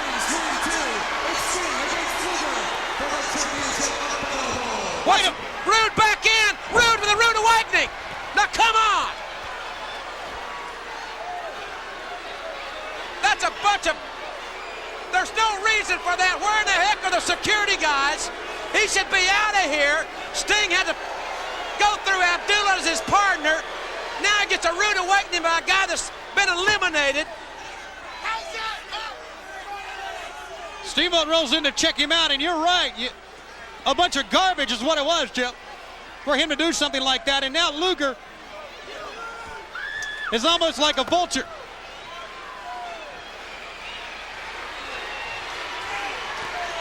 So it's going to be Sting and Luger. This is, I think, if you wanted to come down to 2 guys, as far as this great crowd in Norfolk, this is what it would be. The world's champion and Sting, at one time best friends. Luger, we know, paid Cactus Jack and Abdullah to put Sting out of action. They came in mysterious gift boxes through the latter part of 1991. And so now he doesn't have to pay anybody to do it. If he's man enough, he can do it on his own. And that's the big one. If he's man enough, I'm really surprised that he procrastinated as much as he did in ring 1. Cool, it comes with the power. He really allowed Sting to get up. Oh, he's so arrogant. Look at him. Look of tremendous confidence on the face of the heavyweight champion of the world. His mentor and advisor, Harley Race, seems very pleased and confident as well. Pulling Sting up, and Sting can barely get up. I think Harley said, dump him over, get it over with. He said, no, we're going to punish him first, is exactly what he said. Inverted atomic drop by the champion. Remember, no pinfalls in this, no disqualifications. To win, Luger or Sting must throw the other over the top rope to the floor, not to the apron, to the floor. There, this one has had all the intrigue of the NCAA basketball tournament. Then there were 2. But Sting is so far from 100%. Luger had the opportunity to rest when he won the Ring 1 portion of Battle Bowl. And on the flip side, Sting had to go through everyone else. He has gone the entire time. He has absolutely no rest period. It's like walking through purgatory to be partners with Abdullah. Then he survived the Dangerous Alliance. But can he survive first the Rude Awakening and now the world's heavyweight champion? You hear the champion very arrogant. What'd he say? He looked at us and tell us like it is for once, and we are. How arrogant things have happened. Notice how he keeps screaming at Sting. Yeah, now watch him pin the referee there. Yeah, takes a lot of guts right there to have your manager do a cheap shot. But Sting counters it. Now he may have spent everything left he had to protect himself from Race. Remember, it's over the top to the floor to win this one. No pinfalls here. Right hand. Oh, man. Just jammed his shoulder into the steel. May have separated his shoulder there. Luger knocked him right off the rampway. Luger's the last thing on his mind right now is to put Sting over the top rope. He wants to hurt him. He wants to show Sting that he is a better man and has been a better man all along. And the rules of this one enable him to do just that, to try to hurt Sting and get away with it. No 10 count here. No disqualification here. Sting ramming the champion into the steel. He's got him by the hair now, and he tastes it again. Luger now in trouble. The Awesome World's champion is reeling from the attack of the Stinger. And they are going nuts in Norfolk. Listen to them. Standing everywhere. Coming right behind us now. Sting taking Luger back into the ring. The adrenaline surge of the man from Venice Beach, California has got this crowd electrified. And now he's stomping away at the man that wanted to put him out of action.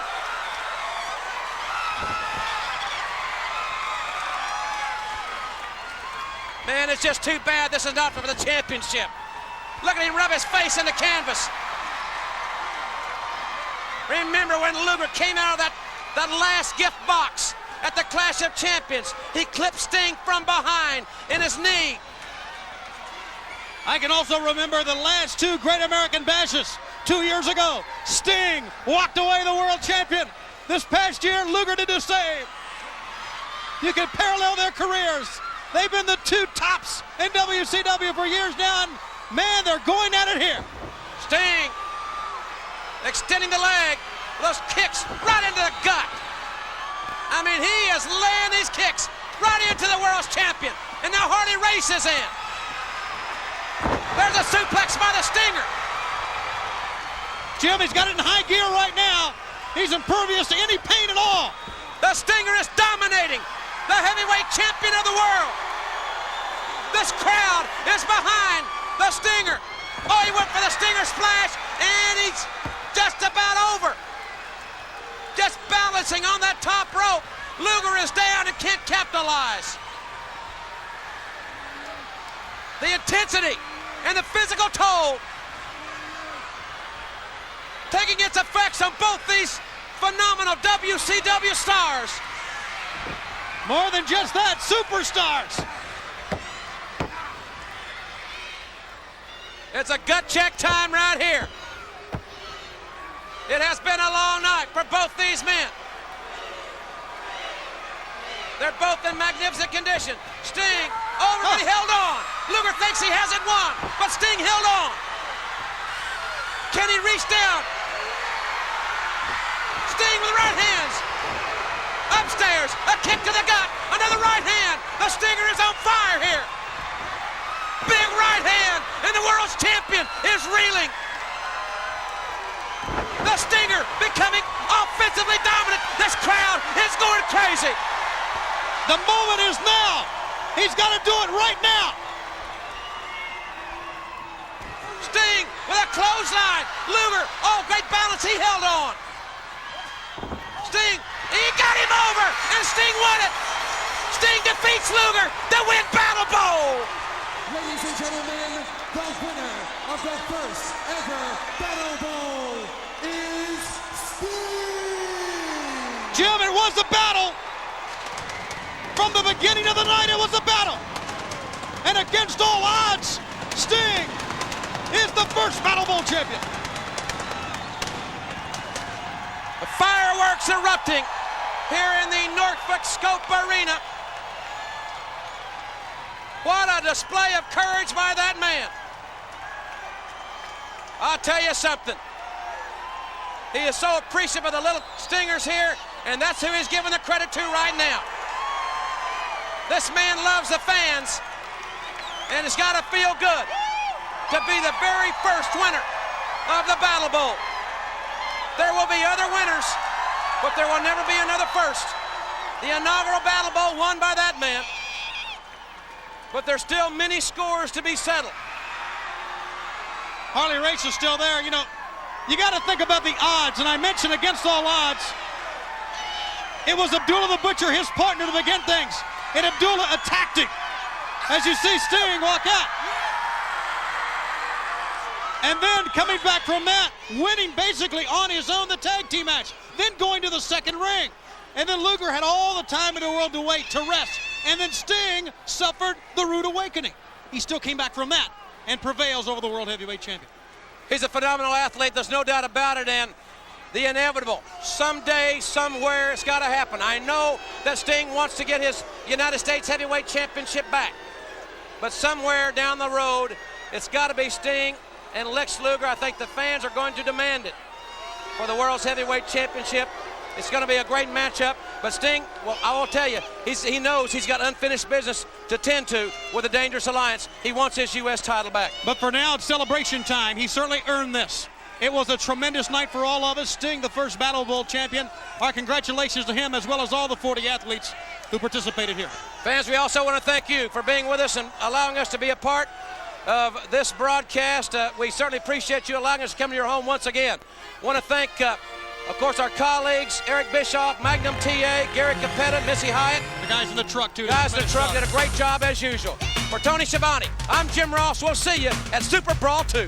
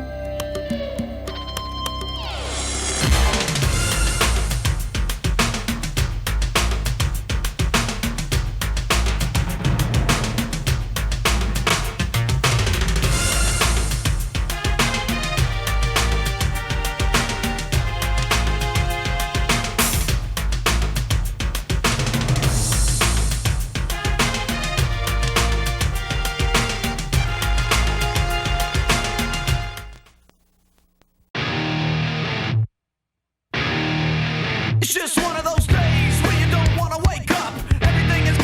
Everybody sucks. You don't really know why, but you want to justify. If someone's head off, no human contact. And if you interact, your life is on contract. Your best bet is to stay away, mother. It's just one of those days. It's all about the he said, she said fools. I think you better quit, let it slip, or you'll be leaving with a fat lip. It's all about the he said, she said fools. I think you better quit talking that. It's just one of those days, feeling like a freight train. First one to complain, leaves with the blood stain. Damn right, I'm a maniac. You better watch your back, cause I'm f***ing up your program. And if you're stuck up, you're just locked up. Next in line to get f***ed up. Your best bet is to stay away, mother. It's just one of those days. It's all about the he said, she said fools. I think you better quit, let it slip, or you can leave it with a fat lip. It's all about the he said, she said fools. I think you better quit talking that. So come and get it. I feel like my suggestion is to keep your distance, cause right now I'm dangerous. We've all felt like and been treated like all those they wanna step up. I hope you know I pack a chainsaw, get your ass raw. And if my day keeps going this way, I just might break something tonight. I pack a chainsaw, get your ass raw. And if my day keeps going this way, I just might break something tonight. I pack a chainsaw, get your ass raw. And if my day keeps going this way, I just might break your breaking face tonight. Give me something to break. Give me something to break. Just give me something to break. I got your face. I hope you know I'm like a chainsaw. What? A chainsaw. What? I'm a chainsaw. What?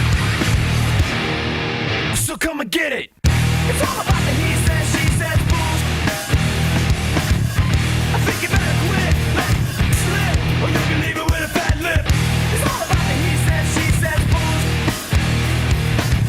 I think you better quit talking that talk, so come and get it. The red, white, and blue is here. It's time to get victorious. Let's begin. Today on American Gladiators, his name is Eric Monastery. He served beside General Norman Schwarzkopf on the stormy sands of Saudi Arabia. Today, Eric engages in a different kind of hand-to-hand combat. Well, I guess you could say I'm the Patriot missile the American Gladiators are about to see come fired their way. But your opponent, Greg Petrie, is one driven man who prefers the solitude of his cellar for more intense physical and mental preparation. Lean, mean, savvy machine. Woo! On the women's side, they call her the Rat. Roseanne Torres is a school teacher by day, bodybuilder by night. She'll try the best Denise Chase, who came to LA 3 days ago and primed for the back-breaking competition by getting married. Got married 3 days ago. Today I go on my honeymoon. Well, Denise, the American Gladiators can't wait to give you their wedding gifts. Ladies and gentlemen, from Gladiator Arena in Los Angeles, California, here are your American Gladiators.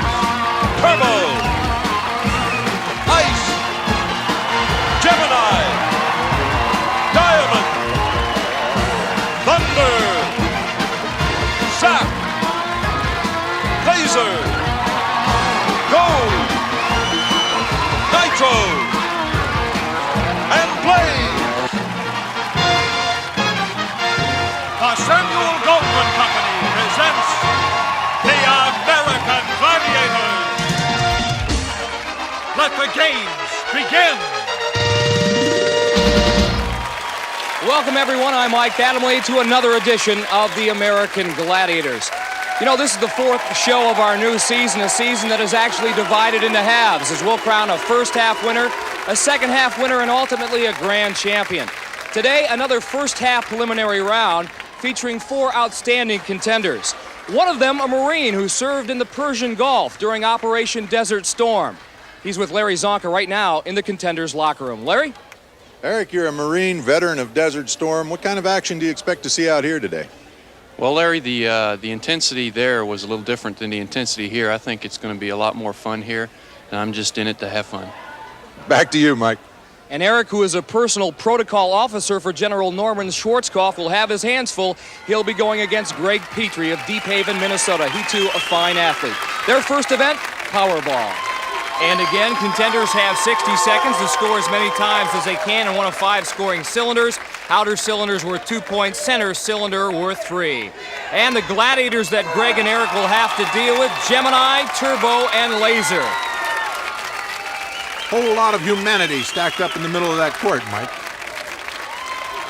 First up, Eric Monastery comes to us from Vista, California, 6'2", 205, nicknamed the Monster by his superiors in the Corps because they couldn't pronounce his last name. And down at the other end of the court, Greg Petrie comes to us from Deep Haven, Minnesota, 205 pounds, and he's a hearing aid technician. Once again for the Gladiators, Gemini, Turbo, and Laser. And Powerball is brought to you by Nintendo, makers of Super NES. Now you're playing with power. Super power. Both Greg and Eric are suffering from the butterfly syndrome. Coming out to this show is quite an experience, and launching right into Powerball, well, that's one of our toughest events. They better buckle up. Ready!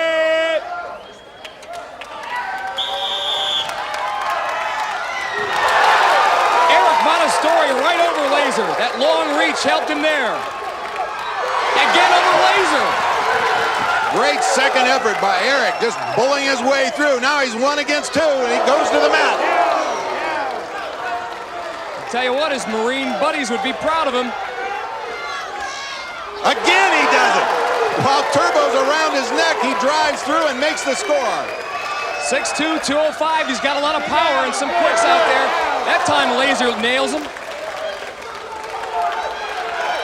Greg's starting to slow down a little bit. He's showing some serious signs of fatigue. Hey, Larry, somewhere along the line, Greg lost his protective headgear. Welcome to American Gladiators, Greg Petrie. Eric Montestori wins it 6-zip. Well, our contenders may be a little tired, but our Gladiators a little bruised. Eric dishes it out here, as well as having to take it. They call him the Leathernecks, and here Laser's doing his best to separate Eric's head and neck from the rest of him. Greg Petrie, on the other hand, got off to a slow start and never did score. Watch here as he meets Turbo head on. Not a good idea, and there goes the helmet. And Eric's going to feel the after effects of this game of Powerball for a while. That'll be a tough act for our female Gladiators to follow, but you can be sure they'll give it their best shot as we get a look at Roseanne Torres, who will meet Denise Chase in this preliminary round. There's Denise Chase. She comes to us from Tampa, Florida. 25 years old, 5'8", 135 pounds, and a nail technician. That's a fancy way of saying she's a manicurist. There's Roseanne Torres. She comes to us from Pine Hill, New Jersey. She's an elementary school teacher and a tough cookie. Bench presses about 200 pounds. Denise Chase will be in the yellow uniform operating with the blue scoring balls, and they'll be doing battle against Ice, Diamond, and Zap. Ready! Referee Larry Thompson gets the match underway, and both women rudely knocked out of bounds in the early going. Roseanne with that low frame, got some power, but Ice says no way. Stay down on her, Ice. Don't get up in there. That time Roseanne scored. A little fullback action there by Roseanne. She put the shoulder into it and delivered the goods. Larry, what I'm wondering is what Ed Chase is thinking about his new wife. She just scored. Wow, did Roseanne take a shot? No score here. Roseanne 1 against 2. Oh, ball straight up in the air. And while Roseanne was getting double teamed, sometimes triple teamed, Denise was able to score a couple of times, and she wins Powerball 4-2. Tell you what, Mike, we talked a little bit about Roseanne's upper body strength a little earlier on. Here she uses it. I'll tell you what, this gal's not shy about contact either. She just sticks it right in there. Take a look at Ice as a middle linebacker. I mean, that's a how-to-do-it film right there. Excellent effort by all our Gladiators, but their day is just beginning. Assault is next.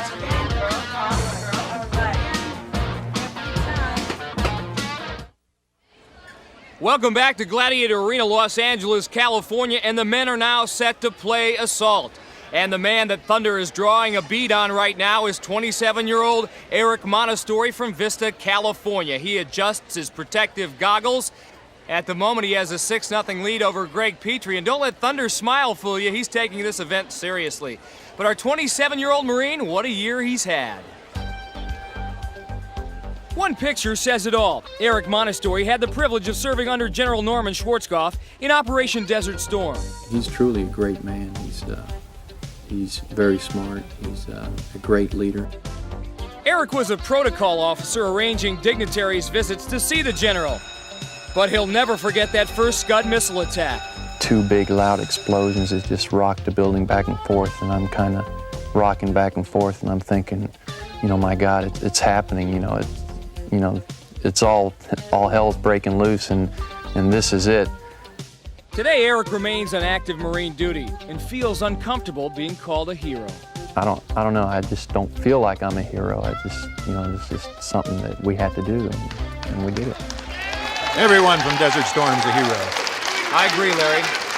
Eric now with a chance to pad his 6-0 lead on Greg Petrie. Again, a contender can earn 1 point for every weapon he successfully fires, or 10 points for hitting the target located above the Gladiator, in this case, Thunder. And there's a young man that's focused as you hear his Marine buddies egging him on. There must be 50 or 60 of them that came up from Camp Pendleton to cheer him on, and they're getting involved. Again, 60 seconds to hit that target located above Thunder. His buddy's yelling, Eric, Eric, Eric, almost takes Thunder's ankle off. He's got Thunder jumping around. Thunder's laying in some good shots of his own. Again, every weapon a contender engages is worth a point. And Eric now picks up 3 points and just missed the target. Hit the outer rim. Just under 30 seconds left on the clock. His Marine buddies yelling, Eric, Eric, Eric. He's right under the gun now. Nice dodge there. Thunder's gun jams a little bit. He's running out of ammunition too. But he's playing it smart, Mike. He kept his eye right on that cannon. Here he comes to the open spot. Erickson's going to try to get across that finish line, and he can't. Thunder with the hit. Tagged him with a rump shot right at the corner. Eric doing a good job of moving through the course, but unaware of this open spot. And Thunder is very aware of it. It's called the tennis ball tattoo, and listen to the esprit de corps. He's got an 11-0 lead right now, and Greg Petrie, needless to say, doesn't know what esprit de corps means. He's unintimidated by the crowd. Thunder isn't intimidated either. There you see his record in assault. And Larry, even though this is the second of 7 events, this is a mighty good time for Greg to get on the scoreboard. You fall behind early, it's tough to climb out of that hole. Well, he has to make his move here, Mike. I talked to him a little earlier. I've been trying to pull for him, but he told me his hero is Jack Lambert, so I had a little problem with that. I don't blame you. What's he doing rooting for a Steeler?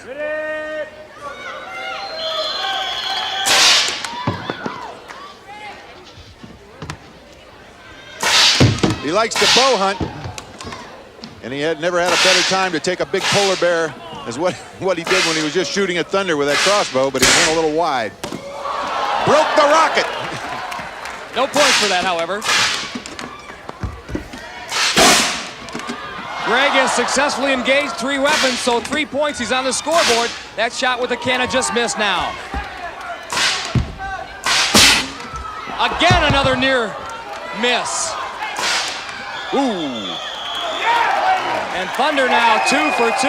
He picks off Eric Montestori and now Greg Petrie. Greg does pick up 4 points and he's on the scoreboard.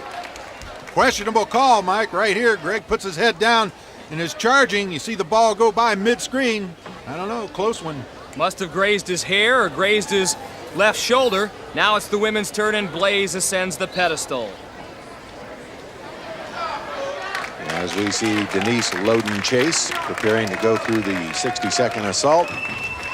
She recently was married in the Little Brown Church, which is the same church that Ronald and Nancy Reagan were married in. The Little Brown Church of Studio City, California. And there's her new husband, Ed Chase. Now, Larry, this is one time as we look at Blaze. That's the woman, the Gladiator, who's going to try to pick Denise off here. It's one time that Denise might want her roller skates. She was the 3-time national roller speed skating champion. We know she's good on wheels. Does she have good wheels here?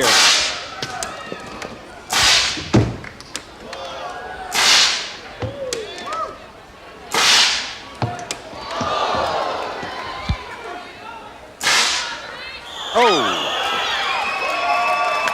Well, Denise Chase was able to engage 1 weapon for 1 point, but Blaze, in a time of 14 seconds, ends Denise's run. A look at Blaze now, setting her sights on Roseanne Torres. Her initials are R.A.T., her nickname Rat, and the cheese she seeks, that target above Blaze. She's got 60 seconds to get the job done, Larry. Ready!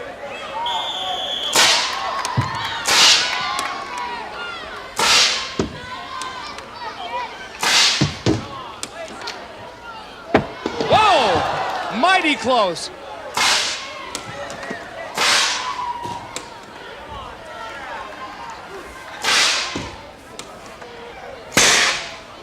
Again, I'll tell you what, no contender has come closer than Roseanne Torres. 2 shots, 2 near misses. Now, Mike, this morning in the warm-up, I was watching her. She has focus written on her hand. She takes a few moments every so often to look at that and remain focused on what she has to do, and what she is. She's got a lot of purpose.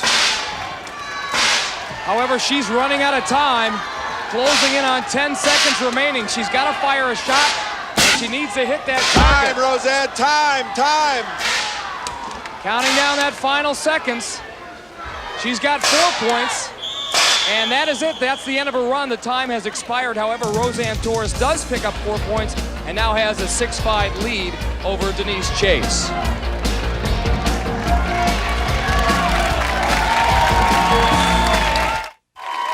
Welcome back to Gladiator Arena. We are ready now for Breakthrough and Conquer, our event that's part football, part wrestling. Eric Montestori with a 7-point lead over Greg Petrie. There's some of Greg's football background. Unfortunately, I think he was a linebacker. Unfortunate, because in Breakthrough, Greg will have to act like a running back. This man, Laser, will be the linebacker, and you can see his record, undefeated in Breakthrough. Turbo will man the Conquer ring. Chance for a contender to pick up 6 points, 3 if they're successful in Breakthrough, 3 if they're successful in Conquer. Look at that face of determination. Wow. Little Mike Singletary there. See what kind of moves Greg has. I think he was a linebacker, Mike. He ran straight into the middle of the clutches of Laser, and Laser laid him down. No moves, no finesse. Greg's got 10 seconds to knock any part of Turbo's body outside the Conquer ring. We talked about how strong Greg is. Let's see if he can utilize that strength. He's close, but no cigar. Turbo actually the quicker man at 2:45, and that is it. Greg Petrie gets shut out. Greg's a gutsy kid, more than willing to stick his face in there, but he just can't move the big man. Now Eric Montestori has a chance to pad his 11-4 lead. You know, he started training for American Gladiators by going through his Marine Base's combat course. I don't think he's ever seen a combat course quite like this. Breakthrough and Conquer.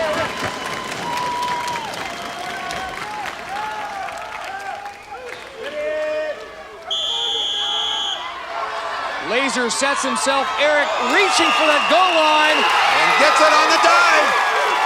And they said that Eric had extended himself across the plane before his knee touched, so Montestori picks up 3 points. It's that Marine extra effort.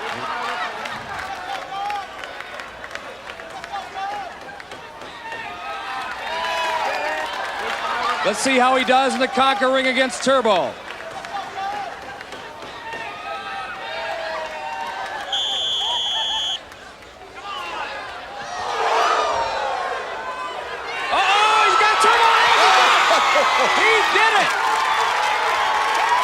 Tried to body slam Eric, and Eric at the last second recovered, got Turbo's legs and drove him out with just 1 second left on the clock. So another 3 points, a total of 6, and Eric has now taken a 17-4 lead. Mike, Eric does a great job of getting under Turbo, getting his weight up in the air, and then just stays at it and drives him out. But right here, Turbo spins and lands right on Eric's shoulder. That's got to be sore. Eric rubbing that right shoulder. Watch it again. Again, Turbo, 245 pounds, and he lands right on top of that. One can only hope that Eric's shoulder is okay. Well, Roseanne Torres leads Denise Chase in her preliminary round matchup. She's ready to go at it against Ice in Breakthrough and Conquer. Blaze will be in the Conquer ring.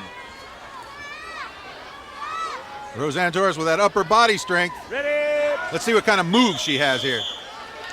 Roseanne heading for the right sideline. Ice cuts her off. Nice takedown by Ice. Assuming the classic linebacker position, she rode Roseanne out of bounds. Now I think in the Conquer ring is where Roseanne's going to show her stuff. She's very strong. Low center of gravity. She's going to try to get down low on Blaze. She's got Blaze down. Now can she roll her out of the ring? 4 seconds to go. Blaze on top of her, holding Roseanne's hand. Oh, yes! Oh, yes, did it count? Had time expired? Time had expired.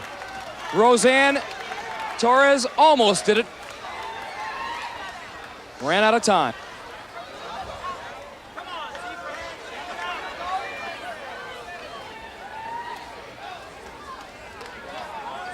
Denise Chase now, chance to take the lead here. She trails by 1. Right, she said she'd like to be a gladiator herself, and she'd call herself Fire. Fire meets Ice, and Ice wins in this case. Whoa! And Fire and Ice don't mix. Never have, never will. Denise comes in high. Ice takes a hold of her and slips up high. Denise a little upset because Ice got too high on her. They have a little exchange. On to the conquering. Whoa! I'll tell you what, Blaze was a little over-aggressive. Referee Larry Thompson quickly breaks up the two women. I'm sure they'll shake hands. Denise has fire in her eyes. You know what happened there, Mike, is both girls went for headlocks up high, and they banged each other face to face, and that's like rubbing two little puppies together. They got mad. I think Blaze surprised at how strong Denise was. Denise did pick up 3 points for taking Blaze out of the ring. Mike, both these girls are more than willing to continue this battle right after the whistle, but Larry Thompson, our referee, much to his credit, throws his body in the middle. He's a brave man. Maybe they won't shake hands. Well, it's a good thing we have our halftime break right now. Maybe they can cool off. Mike? 3 events down, 4 to go, and in the women's competition, Denise Chase leads Roseanne Torres 8-6. However, in the men's competition, some bad news for our Marine, Eric Montestori. He had a 17-4 lead over Greg Petrie, but right now Larry Zonka has an update on something that has just happened. Larry? Eric, you gave us a great show. Persevered, stayed in there, hung tough, just like the Marine Corps would want you to do. We're appreciative of that. When you picked up Turbo and laid him down, you separated your AC joint, and you're going to be out of it now. Yeah, Larry, unfortunately those things happen. I was trying my hardest, and I knew that pit was going to be pretty tough, and I just gave it my all, and all of a sudden got a rush of adrenaline, and I didn't know I picked him up. I just, wanted to get him out, and unfortunately when I landed on the outside, I landed on my shoulder. Well, it was a thrill watching you, give you an A for effort and get that shoulder better. Mike? Larry, stepping into the fray for Eric will be Tim Goldrick, 28 years old from Canyon Country, California. We'll tell you more about him as the American Gladiators continues after this. The next event, the Wall. We are ready now for our Wall event here on the American Gladiators, and if you've just joined us, Eric Montestori, the Marine, had to drop out of the competition because of a separated shoulder. Tim Goldrick will take his place and also get Eric 17 points, and right now Larry's beside him at the base of the wall. Larry? Hi, Timothy Goldrick. Welcome to the competition. How do you feel right now stepping in cold? A little nervous, but hopefully I got a little bit of a spot and hope Eric's all right. I didn't want to come in this way, but I'm going to do the best I can. Okay, give it your best effort. Thank you. Tim qualified as an alternate in Los Angeles. Now he gets his big shot. He owns a construction company, 28 years old, and like Eric, a big man with good size, 6'2", 195. He'll be chased up the wall by Thunder, and he'll be going against Greg Petrie, who'll have Gemini following him. Gemini talking a little trash. Again, the contenders have a 10-second head start. They have 60 seconds to make it to the top of the wall. The first one there receives 10 points. The second one up the wall, under 60 seconds, receives 5. Greg in the blue, Tim Goldrick in the gray, and if there ever was a good time to be an alternate, it's right now because Tim automatically acquires Eric Montestori's 17 points that he garnered in 3 events. Down goes Greg Petrie. Gemini pulled him off. Tim floundering a little bit. Thunder right behind him. Tim desperately searching for a grip to grab a hold of and get a foothold on. Now he's got it going.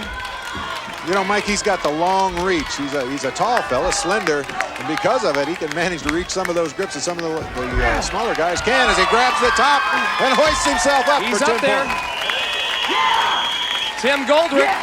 What a great debut for Tim Goldrick. Mike? Tim, how's it feel up there? It's pretty wild.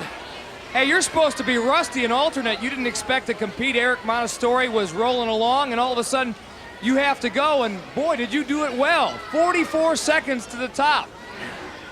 Well, Thunder was the first guy that I got to see, and I got to get away from him. That's a big man.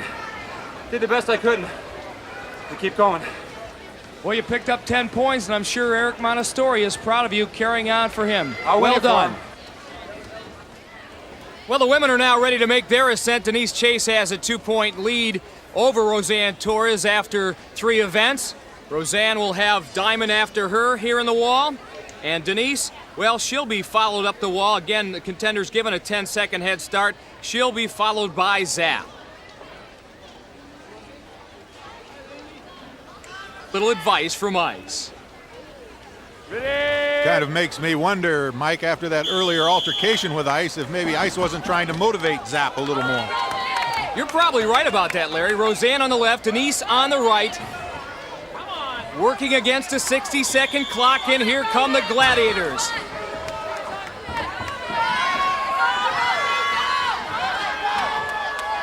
Denise with those long legs and long arms. She's got to help out on this wall. Diamond very close to grabbing Roseanne Torres. Now her left hand has Roseanne's ankle, and off she comes. Zap with her hand on Denise's ankle. Can she pull her off? And she gets her. The laws of gravity and Zap's strong arms, the difference here. And now it's only a matter of time. So the score between Roseanne and Denise remains the same after 4 events, but don't worry, ladies, you're going to get another chance, because coming up next on the American Gladiators, pump up and get ready for Swing Shot. Laser and Gemini are.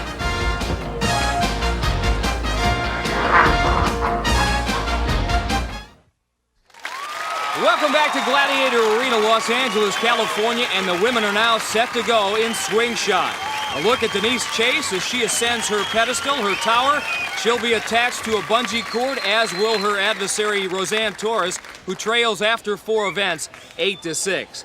Now, Swing Shot is the game where everybody is attached to a bungee cord. A look at Roseanne. The object here for the contenders, they have 45 seconds to leap from that tower, and then using the momentum of the bungee cord, spring skyward and try to grab one of the yellow, blue, or red balls. Each of those balls worth points. The reds worth 3, the blues 2, the yellows 1.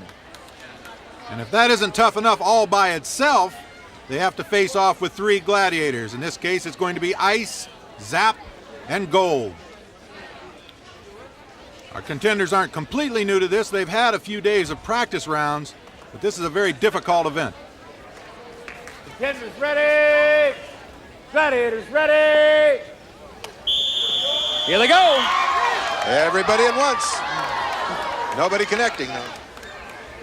I tell you what, the thought of Zap coming at you at about 30 miles an hour on one of those bungee cords is pretty sobering. Roseanne Torres, the little rapster. She's got a goal, the first one. Yellow balls, incidentally, worth 1 point.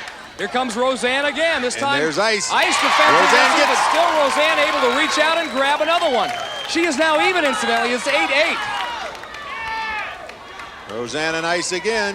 Wow! Pulls it loose, but can't hang on. Larry, I tell you what, before this event began during the practice sessions, as time runs out here, Roseanne was petrified about being up that platform. She's overcome that fear and won this match. Picked up a couple of points in the process. And here's how she did it. Leaping from the floor, and then grabbing that yellow ball. Fending off a couple of gladiators along the way. The men are up now, and Tim Goldrick with that big lead over Greg Petrie, 27-4 after 4 events. A look at Tim. Trying to find the cure for sweaty palms. Nervous perspiration that happens before every competition, whether it's football, basketball, or in this case, Swing Shot. And in this round, our contenders are going to face off with Turbo, Gemini, and Laser. Contenders ready! Gladiators ready! Again, 45 seconds to grab as many of those balls as they can. And Turbo messed up that little finale. Tim Goldrick get up to the blue area there. Here comes Laser defending against Greg Petrie, and Greg gets a yellow, but Tim gets a blue. Those blue balls worth 2 points. Oh, nice save by Turbo. Knocked the entire pendulum out of the way. Laser intimidating Greg a bit. Uh-oh, here comes Turbo and Tim. A tremendous move by Timmy Goldrick. Timed it beautifully. He was able to hang in midair just that extra second. Turbo. He went for the red that time. Had his hand on it, but couldn't hang on to it. Turbo working overtime. Talk about aggressive. And that is it. But what a wonderful job by Tim Goldrick. Tim Goldrick right at home in this event and continues with a large lead over Greg, 31-5. Here's Tim. This is how he did it. Springing from the floor up to the blue ring, has a Gladiator right in his face, pulls a fade move, steals it away, avoids the Gladiator, and packs away the point. But Larry, Tim wasn't just satisfied with just blue. He went for the red, and watch how close he came. Up, up, up. He's got it, and then the ball squirts away. But what an effort. Yeah. Turbo wasn't bad either. Yeah. The American Gladiators victorious once again. Yeah! All the way! Atmosphere is next. Welcome back to Gladiator Arena. We are set now for Atmosphere. And Atmosphere is brought to you by Skittles Bite-Sized Candies, also in Wild Berry, Tart and Tangy, and Tropical. Denise Chase and Roseanne Torres tied at 8 points apiece coming into this event. Denise will be in the yellow Atmosphere, Roseanne in the red one. Okay. You know, Larry, Roseanne was a fan of American Gladiators before she became a contender, so much so that she's got a little kitten back home, and she named it Zap. Well, it just so happens that Zap is one of the Gladiators that Roseanne will have to face. This is her first time in Atmosphere, and you can bet that she'll be a real tiger. No kitten inside that sphere. She'll be joined by Gold. Both contenders must roll their Atmosphere through the scoring pods and trip the scoring mechanism for 2 points.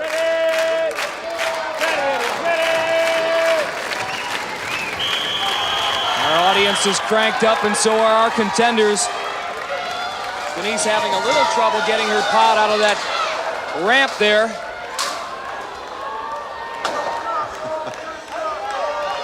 Roseanne wide open as she rolls into three. Can she get it to settle? Yes, she's got the points. Meanwhile, Denise pinned up against the railing there by Gold. Roseanne making her move for goal number 4. But yeah, she's got it, Larry. I'm right on top of it. She's got it. And Denise scores now. Roseanne in number 1. Gold says no. Hey, Denise, run, run, run! Denise scrambling hard, moving towards scoring pod number 1, trying to get it to settle in. It registers on the sensors, so another goal for Denise. Tied at 2. Here comes Roseanne. Yeah, come on. Oh! Zap knocks her out. Keep in mind, this was Zap's first time ever in the Atmosphere. And just before the time expired, Denise Chase scored a final goal. 3 goals for Denise, 2 for Roseanne. That makes a 6-4 win for Denise Chase. And it's 14-12 going into the final event, the Eliminator. A reminder coming up next week for the very first time, a new event. Our 40 by 80 foot maze where behind every panel could lie a gladiator. Atmosphere, the next to last event for the men. Tim Goldrick in the red Atmosphere versus Greg Petrie in the yellow Atmosphere. And Greg, quite frankly, Larry, needs each of these goals to count 30 points because that's the only way he's going to get back in this He needs to roll through those pods quite a bit. 31-5, he's behind. You know, we talked to him a little earlier. He said one word that describes him, he's tenacious. He better call on that tenaciousness. Tim scored 10 points in the wall, 4 in swing shot. Now trying to add some more here in Atmosphere. They'll be doing battle with Nitro. Want to go make some friends. And the man, the rage in the cage, Gemini's counterpart, Thunder. Thunder. I tell you, he fills that cage up.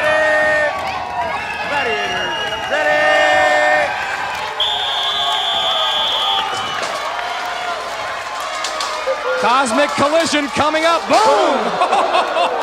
The crowd all draws their breath. You know, you've seen and witnessed a hit when that happened. Here's Tim nailing scoring pod number 3. I think the word tenacious might describe the attitude of our gladiators more than anyone else right now. Nitro trying to check Tim Goldrick. Greg battling on Thunder. You know, Greg hunts bear with a bow and arrow, and I think Thunder fills up that same kind of deal.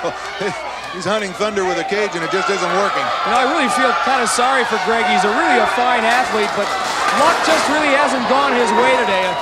Sort of Murphy's Law in Got a four-way collision down in the corner.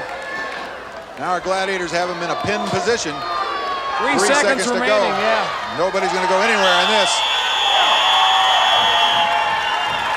And that's it. Tim Goldrick pads his lead one more time going into the final event.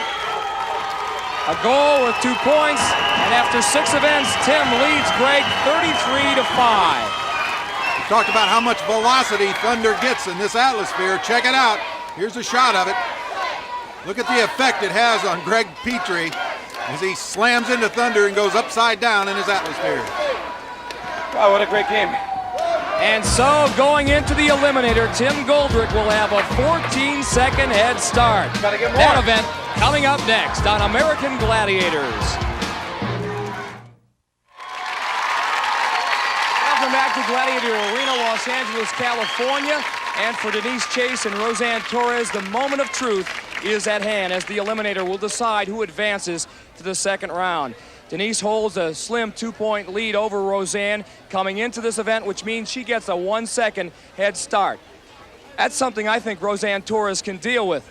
Larry's got the lowdown with her at the start line. Larry? Roseanne, been a close race all day. Back and forth. You're down, handicapped by 1 second. Have you got your focus together? I definitely have my focus. I'm going to take one event at a time, and if I want it bad enough, whoever wants it bad enough is going to take it. Okay, Coach, have at it. We'll be watching. Thank you. A lot of obstacles here for Roseanne and Denise. Treadmills, spinning cylinders, and if they fall off that hand bike, there's a 10-second penalty. Diamond and Blaze down there to enforce that, and on the tower for the Gladiators, Ice and Zap. And like Roseanne, Denise Chase, equally focused. Well, Mike, they've been back and forth all through the day, all through the events. It's going to come right down to the wire here. And as all too often happens in the Eliminator, just one mistake can change the entire thing. First obstacle to overcome that treadmill. Denise Chase up first with that 1-second head start, but Roseanne makes it 2. Now she's going to rely on that tremendous upper body strength to make her way across on the hand bike. But Denise across first, now across those spinning logs. Woo! She flat out flew. Roseanne finally over on the hand bike. She too flies over the logs. And we're back to a close race. Hand over hand goes Roseanne Torres on the cargo net, but Denise Chase is the first to reach the zip line.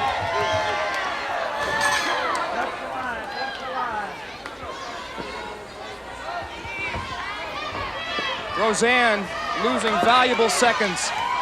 Finally atop that cargo net, now down the zip line she comes, but here comes Denise Chase. Denise making short work of those 2 walls in her final rundown. Nice job of evading that last obstacle thrown by Zap. She crosses the finish line first, and Denise Chase.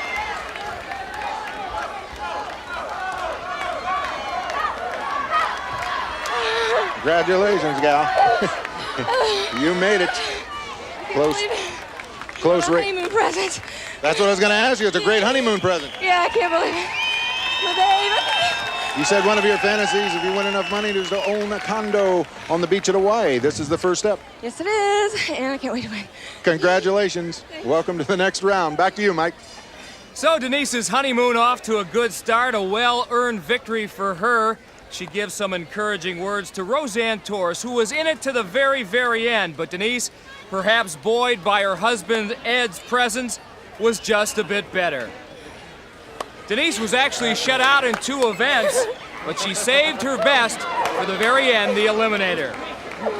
Ed and Denise Chase have reason to celebrate. Told you could do it, didn't I? Atta girl. Thank you.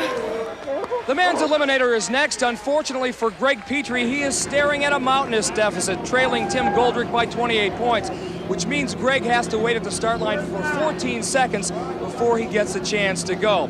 Now, in Greg's defense, he has had to face not 1, but 2 great athletes. First, in Eric Montessori, and then later his alternate, Tim Goldrick, who came on after Eric separated his shoulder. But right now, Larry's with a very determined Greg Petrie. Larry? Greg, this is like one of those times when every second seems like a year. It's like in the dentist office, you know. It's a long time. We may grow beards over here waiting to start. Well, Larry, 14 seconds, a long time to make up, but I can't let that bother me now. It's not over yet. Anything can happen, and we'll be watching and pulling for you. One of the things that can happen to the contenders is a 7-second penalty if they fall off the hand bike.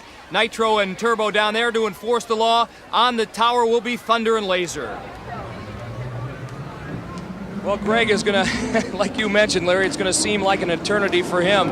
14 seconds. He'll feel like his shoes are nailed to the ground there. But you have to hand it to Tim Goldrick. He came in cold and has been spectacular. Picked up 10 points in the wall, 4 in swing shot, 2 in atmosphere. But Mike, as we've seen so many times before, one wrong move can make the difference in this eliminator, no matter what the time difference is. No wrong moves there for Tim up the treadmill, now across on the hand bike. Greg still waiting, and now he finally gets the go as Tim now all the way to the cargo net. Tim looking good going up the cargo net, hand over hand. Greg has been able to cut into that lead a little bit, but right there, that ultimately will be his undoing. Tim Goldrick with a handy lead down the zip line. He comes.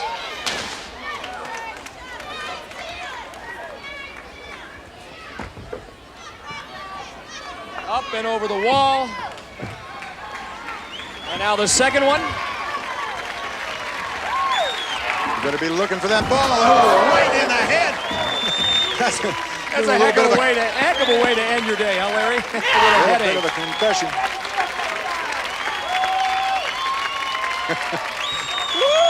What a round, God. That thing's great. You know, your wife made the comment that she thought maybe you were a little crazy for trying out at this show. My wife knows it, and so's my mom. They think I'm wacky. You gotta be. Well, wacky or not, well, congratulations and welcome to the second round. Mike? And Larry, how many times have we seen this happen? A contender thoroughly beaten, but also thoroughly unbowed. Greg Petrie may want to quit, but believe me, he will not. A final straightaway now. He's going to cross that finish line, thunder or no thunder. Come on, Greg, just a little more energy. Finally struggling across and getting congratulations from Tim Goldrick. That man's moving on to the second round. Coming up next week, more exciting preliminary round action. Until then, for Larry Zonka, I'm Mike Adamley, saying so long from Gladiator Arena. See you next week on the American Gladiators.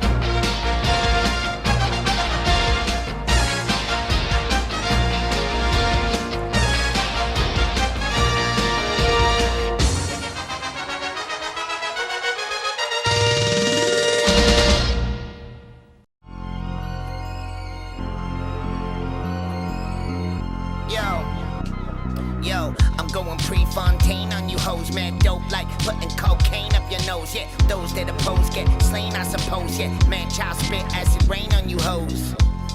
Gladiator on a battle break. You better off French kissing with a rattlesnake. Fuck with man child, that'll be a bad mistake. Tell me how much torture can a little fucking savage take? I go fishing and I catch a fucking rapper like a manta ray. Then slice his motherfucking throat with a katana blade. Rappers bugging me, I turn into a can of raid. You are not a candidate, eat you like a candy cane. Veins are full of antifreeze. Call me Candyman 3 times, holding tools like I'm a fucking handyman. Rhymes are sweet, get delivered like a candygram. Fuck these pussy rappers up like porno on a handy cam.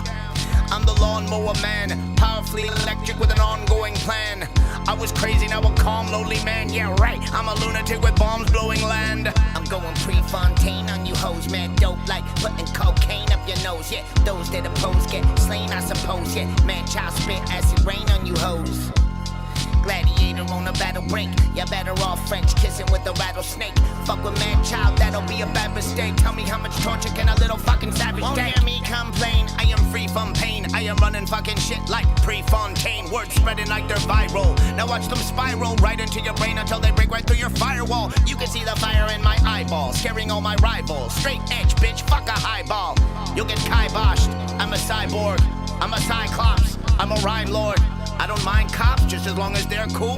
Now to find props, mystical, a werewolf, spitting like I've written every day since I have been born. Rocking diamond clothing, buying furniture from Inform. I'm going Prefontaine on you hoes, man, dope like putting cocaine up your nose. Yeah, those that oppose get slain, I suppose. Yeah, man, child spit acid rain on you hoes.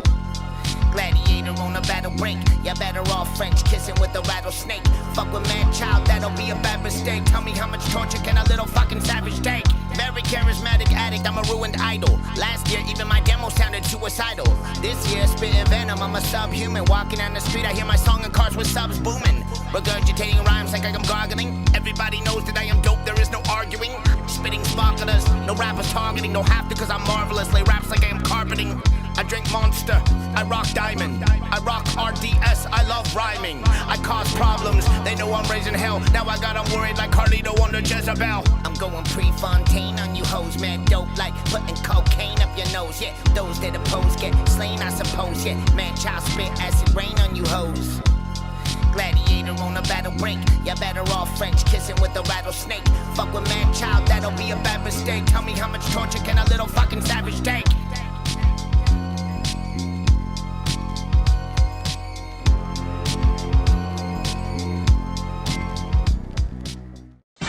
Do you vow to live your life by the code of the Dragon Star? I do. They're the world's greatest martial artists, competing for the ultimate prize. Are you worthy of the Dragon Star? It's what I've trained for my entire life. The World Martial Arts Council presents WMAC Masters.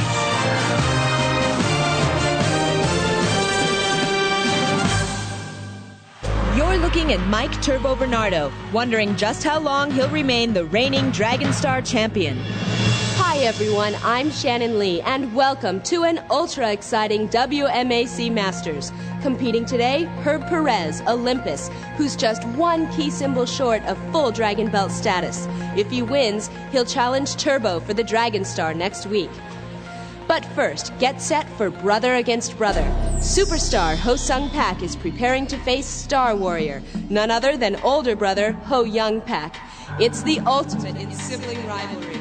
Man, it must be weird facing your brother in the competition. Oh, not really. You gotta realize Ho Sung and Ho Young, they've always been super competitive, even as kids. Yeah, but what brothers aren't? Come on, I got two brothers at home. We're both martial artists. You know what? They're a lot tougher than you guys. You gotta realize, man, if it wasn't for something that his brother did a few years ago, Ho Sung wouldn't be here today. You mean like here, or like live here? Well, both, actually. You see, there was a time when Ho Sung was convinced he was the single greatest martial artist in the entire world.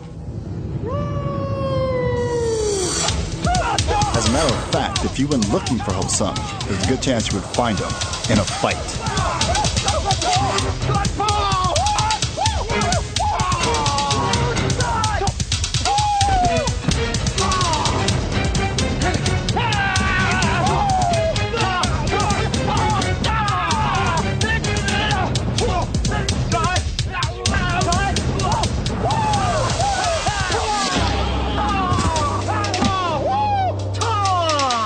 That's not the way we rehearsed it, Ho Sung. You see, Ho Sung really was a superstar at making martial arts films. But the problem was that he liked to show off all of his best moves, even if they weren't in the script. Ho Sung, not again. I told you to kick slower! The technique was clean. You should have ducked faster. Find someone better than Jono, a real martial artist that can keep up with me. That's it! I'm better for you! What's called a day! It certainly wasn't the first time that Ho Sung's attitude shut down production. But this time, maybe should have thought twice before insulting Jono. You see, the stuntman was also the leader of a local tough guy gang. Ho Young had seen it all before. and decided it was time for some brotherly advice. This kind of stuff is happening way too much, Ho-Sung. You can't keep changing the moves while you're filming. Listen, this is the kick you're supposed to do. That way, you wouldn't have kicked that guy in the face. I don't need you telling me how to kick. Next thing you know, that bum over there is going to be teaching me something about the martial arts. Thanks for the advice, but no thanks. With that, Ho-Sung turned from his brother and headed back to his dressing room, taking his regular shortcut across the empty stage. At least he thought it was empty. Long time no see, superstar.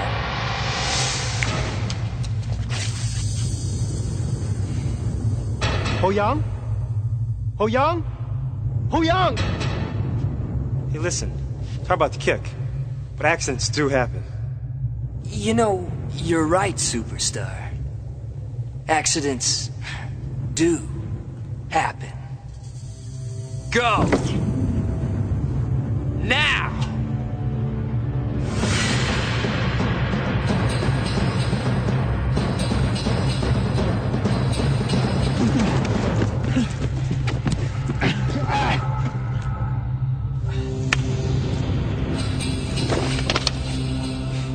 Maybe I should find a real martial artist. Someone who can keep up with me. What do you have to say for yourself now, superstar? Hold on, guys. The story has to wait. The fight's about to start. Oh, come on. What happened? Patience, my friend. Oh, come on, man. You're not going to just leave us hanging, are you? Fight's about to begin. And you know, guys, it's going to be action-packed. Packed, you get it? Ho-Sung. Very funny. We're laughing back here. Keep your eyes on the power bars to see which athlete's in the lead. Superstar Ho-Sung Pak is on the right, and Star Warrior Ho-Young Pak is on the left.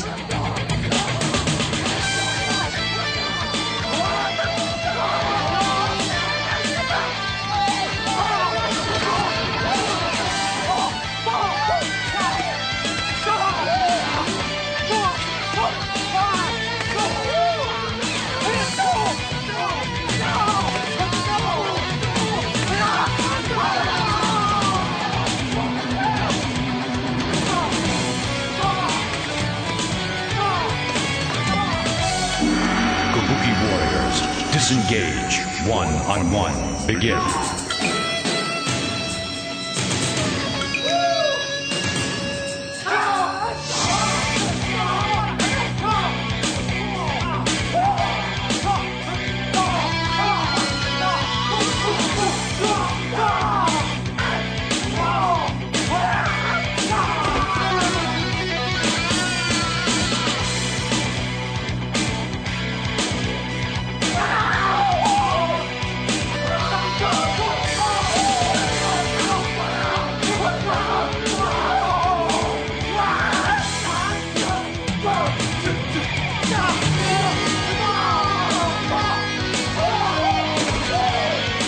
Ho-Sung pulls into a tie with Ho-Young on the power bar.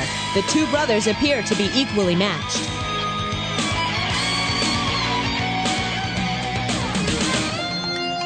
Star Warrior seems to be trying a new tactic, a rare drunken kung fu style.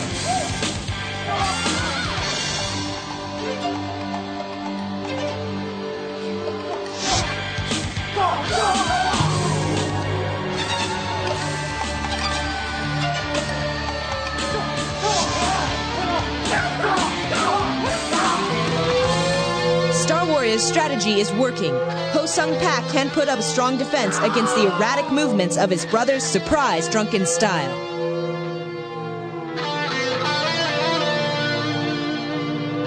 Superstar is submitting. He's giving up. Star Warrior wins it. I can't ever remember seeing a match end like this.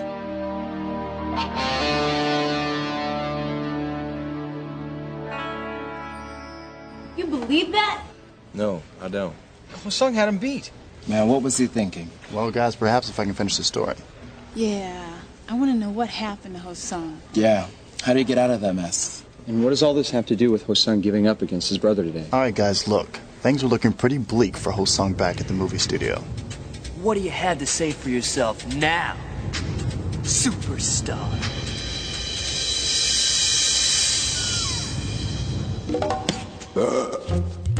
Who's that? It's that bum from outside. Get rid of him.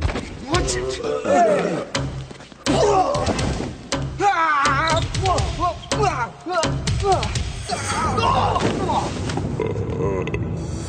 Come on, you old bum.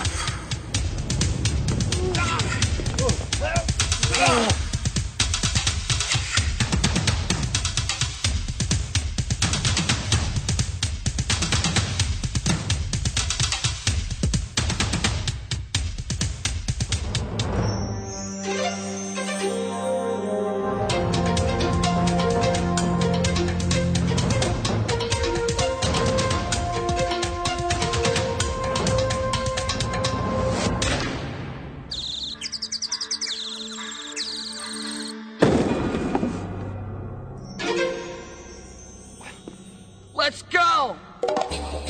On that day, Ho-sung learned two important lessons from his brother. First, that he didn't actually know it all. You saved my life. Where'd you learn that drunken kung fu style? Looks like this bum actually did show you something about the martial arts. And second, to be humble about his own abilities.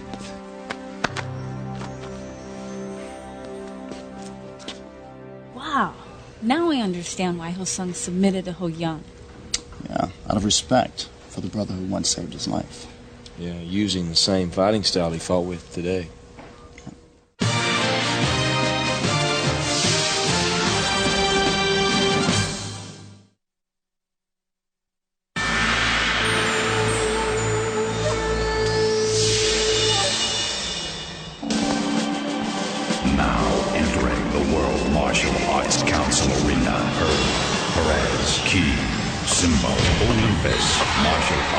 Discipline, Taekwondo.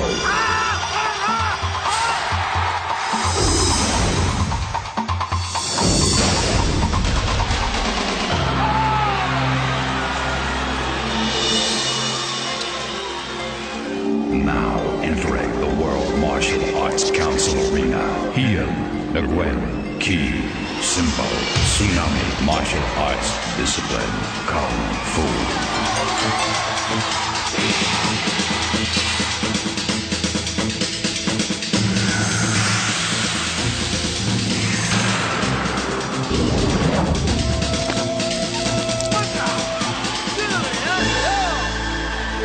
Get set for the Tsunami tidal wave, everybody.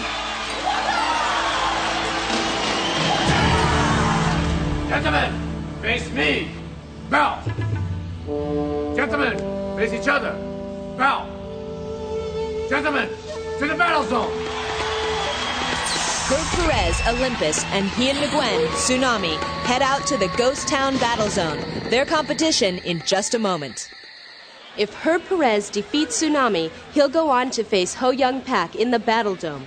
Olympus may reach full Dragon Belt here today. Meanwhile, Ho Sung Pak declined to be interviewed about giving up against his brother in our first match today. His only comment was that seeing Ho Young use drunken kung fu style brought back some painful memories. Our next match pits a veteran of martial arts competition up against a rookie. Heian Nguyen rose through the ranks of the WMAC Academy and was just recently initiated to full master status. Tsunami, Dragon Belt status 0.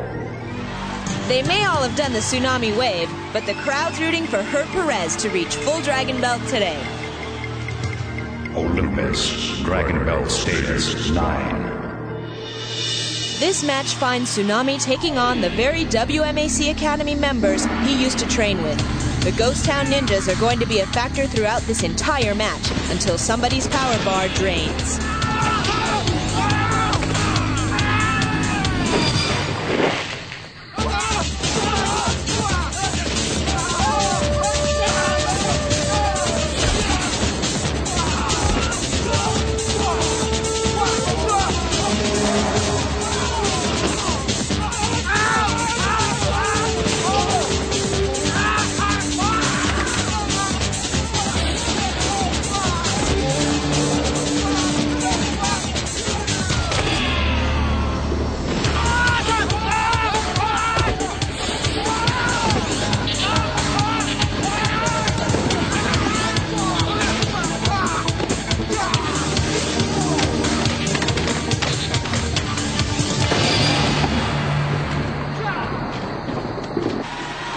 As always, the council is scoring competitors for overall technique, clean hits, and defensive ability. Get hit or be sloppy, and the power bar goes down.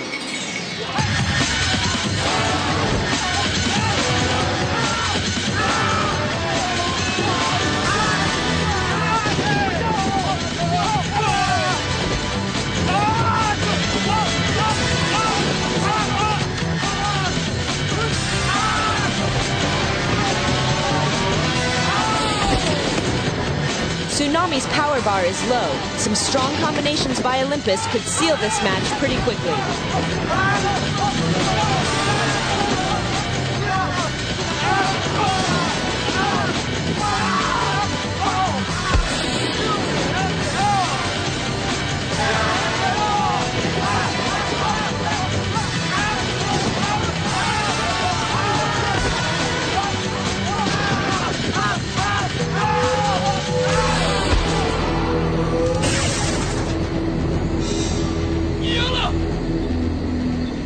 Olympus is now one dome victory away from full Dragon Belt. If he wins today, he'll take on Turbo for the Dragon Star next week.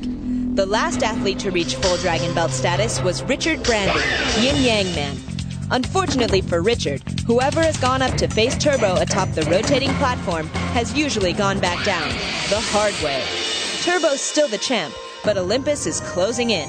So it's only fitting we have Richard in the arena today for a special performance.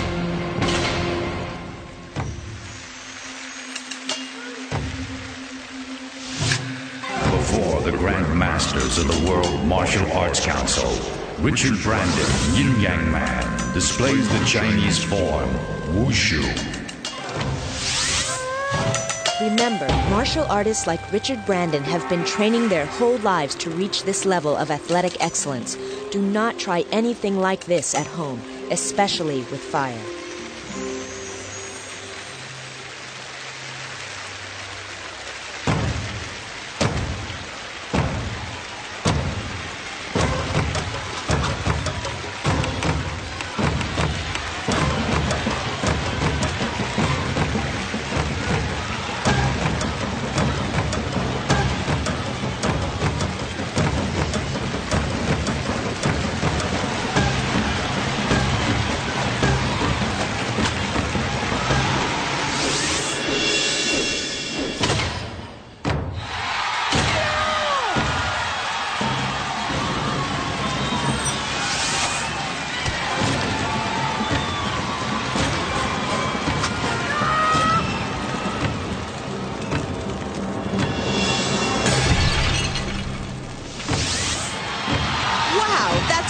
Dragon Star challenger Richard Brandon, Yin Yang Man. We'll be back to Universal Studios Florida for the Battle Dome Finals. Olympus goes for full Dragon Belt.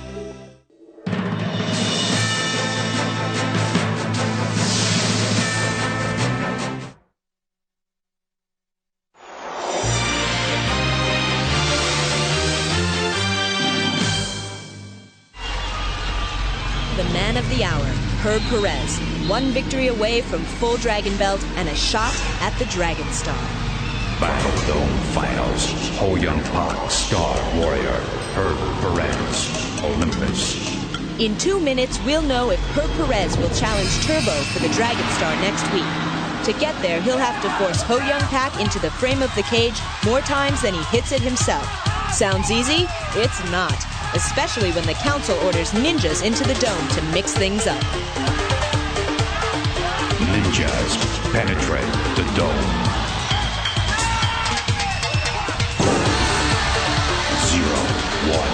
0-1. Olympus takes the lead as the ninjas storm the cage. Their clothing is specially treated to make them invisible to the dome's electro sensors.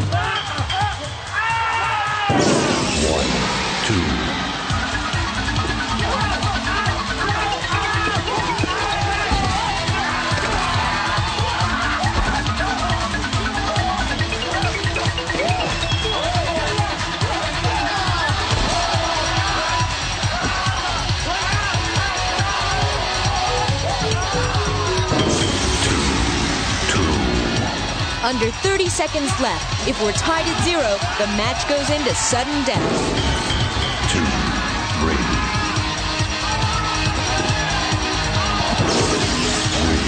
3.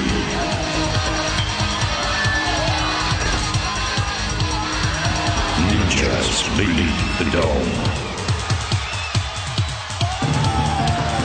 Sudden death.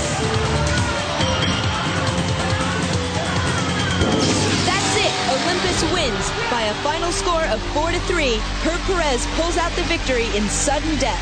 Olympus is full Dragon Belt. He's going for the Dragon Star next week.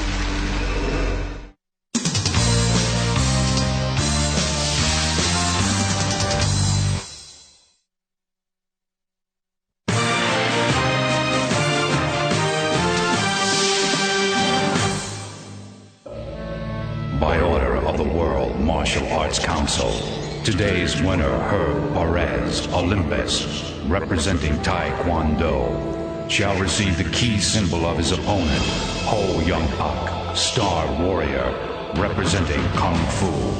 Hear now the ceremony of the Dragon Belt.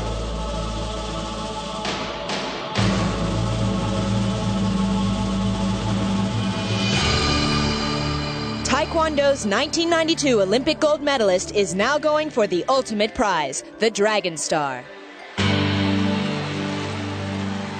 Twice before, the WMAC championship has been successfully defended by Mike Bernardo. Can he do it again? The stage is set for the Dragon Star Championship, Olympus versus Turbo.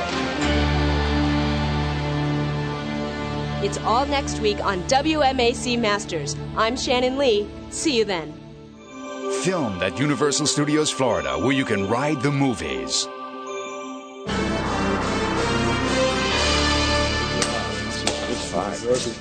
You're awesome. I thought you had him.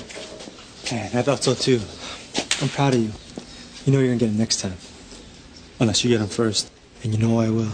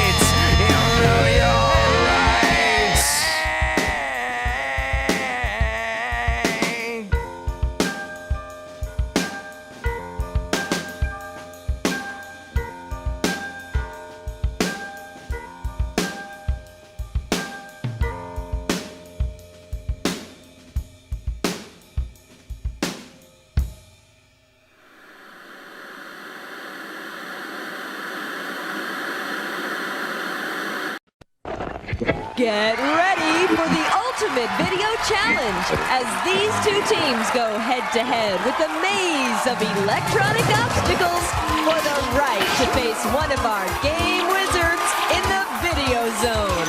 Hold on to your hats. Here comes Nick Arcade! And now, here's your host, the guy who never met a freshman he didn't like, Phil Moore!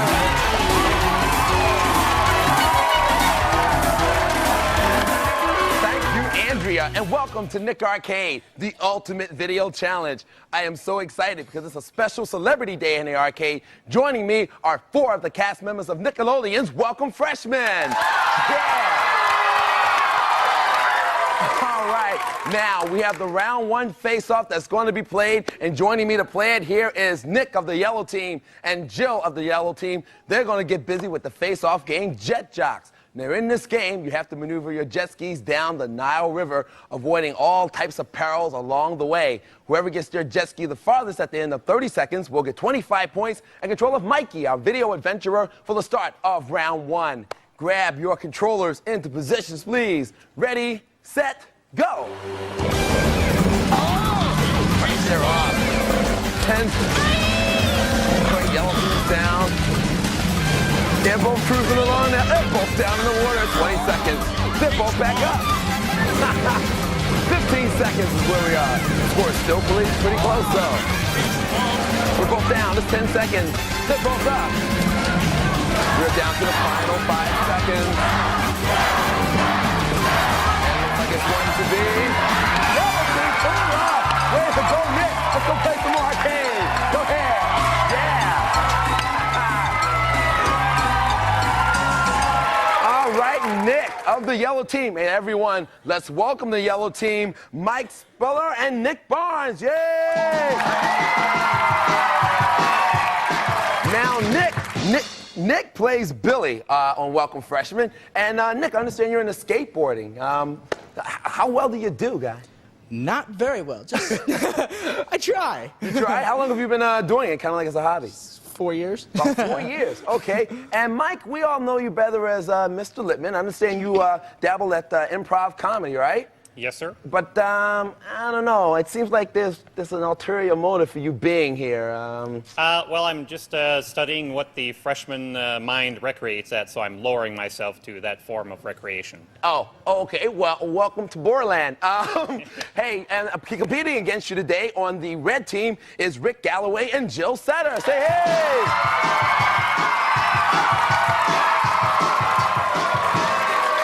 Okay, now Rick plays Walter, and I didn't know this. You're a semi-pro knee skier. Yeah. This is what is knee skiing? Well, you got a board and a strap, and you get in the strap, kneeling on the board, and you get behind a boat, and you ski. You just kneel along as you go. Do tricks and stuff. I've gotten pretty good at it over the past 2 years that I've tried doing it, and I'm thinking about going into it after everything clears over. So. Oh wow, that's awesome! I didn't know that. That's great to find out. And Jill plays Tara on the show, and you're into water skiing. Yes. Okay, and now I tried water skiing, but I'm more like torpedo head, you know. How do you do when you water ski? How do I do it? Yeah, how do you do? You have to pull yourself up. Okay. All your muscle and pull yourself up. Oh, that's it. And that'll get you up. Oh, see, I'm doing the butt drop. Well, everyone, listen, everybody here is playing to earn over $1,000 for their charities. Red team, what charity are you playing for? We're playing for the juvenile diabetes. Okay, and yellow team, what charity are you playing for? The National Foundation for AIDS Research. All right, hey, over $1,000 can be won. Let's wish them all luck.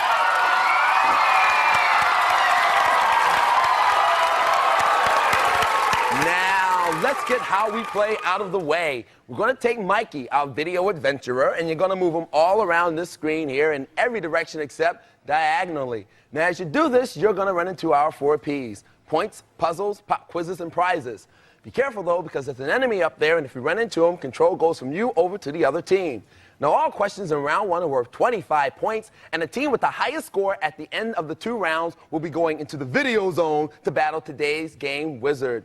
Now, before we get going, hey, Andrea, tell us where Mikey's going today. Scrape the barnacles off your hulls because today Mikey's got smooth sailing into the Pacific Ocean. In round 1, he's hopping in his Bathyscape and zooming down to the legendary city of Atlantis. But keep your windshield clean because you'll want to see the hammerhead shark that hangs out down there if he comes your way. Steer our sub-commander through Atlantis and past the goal, and you will hook 50 points. Good luck. Hey, thank you, Andrea. Now, Mike, Nick, you won the face-off. You have 25 points, and you get to move Mikey first. What direction?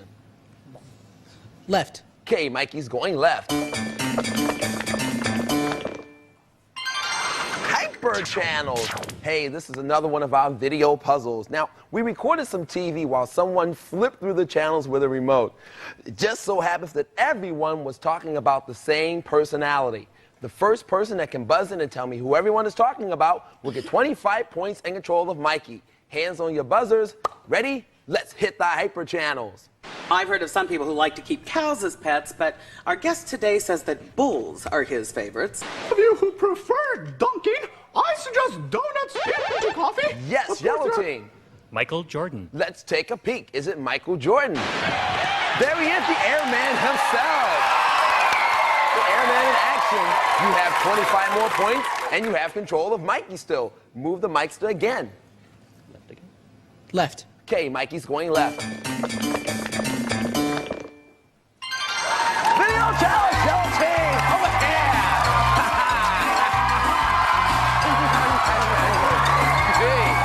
All right, guys.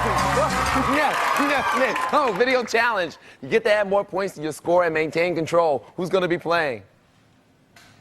Mike, you're going to play. All right, Nick, hang on to the board. Mike, you get to choose from ActRaiser, Green Dog, Super Adventure Island, Chuck Rock, or Ghost Pilots. What would you like to play? Ghost Pilot. Ghost Pilots. Head on over to Ghost Pilots. Come on with us, Nick. Nick, come.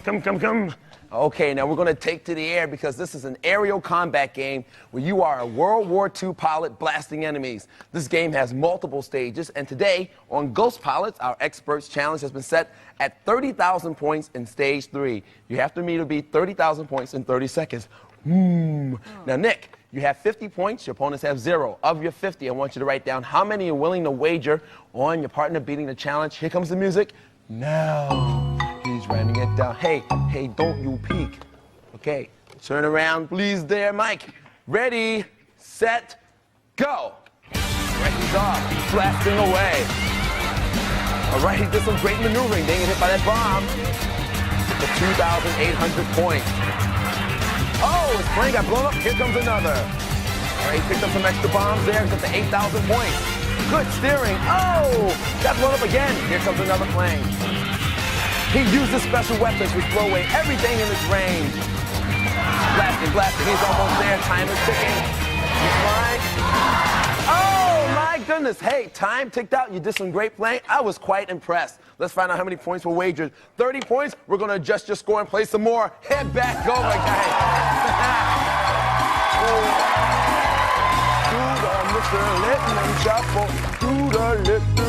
Hi, how are you? Well, listen, seemed like time ticked out on you.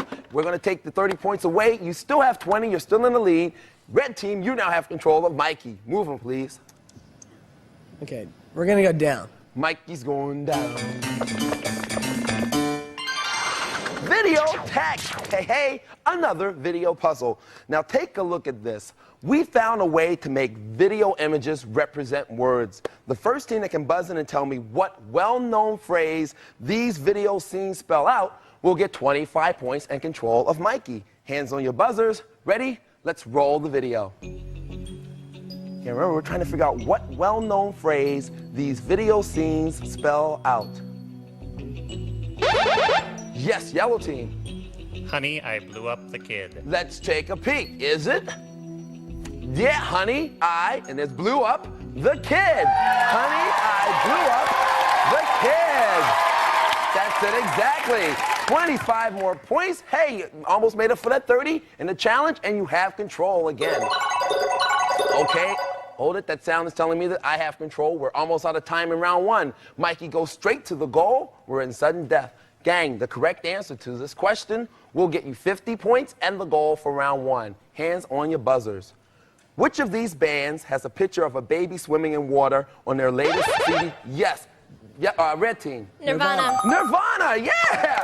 Didn't even need a clue. 50 points goes to you and the goal. All right, let's take a look and see where everything was in round 1.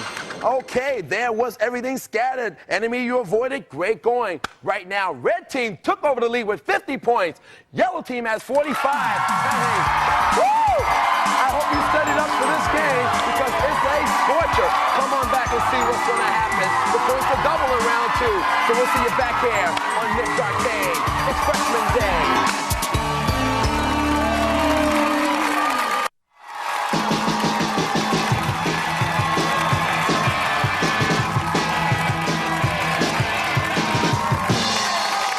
Okay, here we are for round 2 face-off. Joining me is Mike of the yellow team and Rick of the red team. They're going to try their hands at the face-off game, Jet Jocks. Now remember, you have to pilot your jet skis down the dangerous river, avoiding all types of crocodiles and perils along the way. Whoever gets their jet ski the farthest at the end of 30 seconds will get 50 points and control of Mikey for the start of round 2. All right, guys, grab your controllers. Ready, set, go. All right, they're off. All right, yellow team is in the water. Red team is in the water. Yellow team's back up. Red team's back up. Yellow team's back down. This could go on all day. Score's still pretty tight. We're at 15 seconds. They're both up and going. Okay, yellow team is down. We're at 10 seconds. All right, we're at the final 5 seconds. Where it's going to be? Red team, Rick, pulling it off. All right, let's go play some more arcade. Hit that. Yeah. All right, Rick, some scholarly moves were made there. Hey, Andrea, where's Mikey moving to in round 2? In round 2, surf's up, and Mikey's hopping in his woody and heading for the beach. But don't wipe out, or you might find yourself face to face with Game Over, the Beach Bully. Cruise Mikey down the beach and past the goal, and you'll wash up 100 gnarly points, Phil. Hey, thank you, Andrea. Now, gang, do not forget, the 4 P's are still up there. Points, puzzles, pop quizzes, and prizes, video challenge, and of course, the enemy can snag control away. Avoid him. Now, all questions in round 2 are worth 50 points, and the team with the highest score at the end of this round will be going into the video zone to battle with today's game wizard. All right, Rick, you pulled off the face-off points for your red team there. You have 100, and you have control of Mikey. Move him, please. We're going to go right. Okay, Mikey's going right. Pop quiz, something you should be all familiar with. Hands on your buzzers. Here is your question. In what video does Madonna frolic on a beach with merfolk? Yes, red team. Cherish. Cherish is it. Yeah, Joe. 50 more points to your score. And once again, Mikey is yours. Move him, please.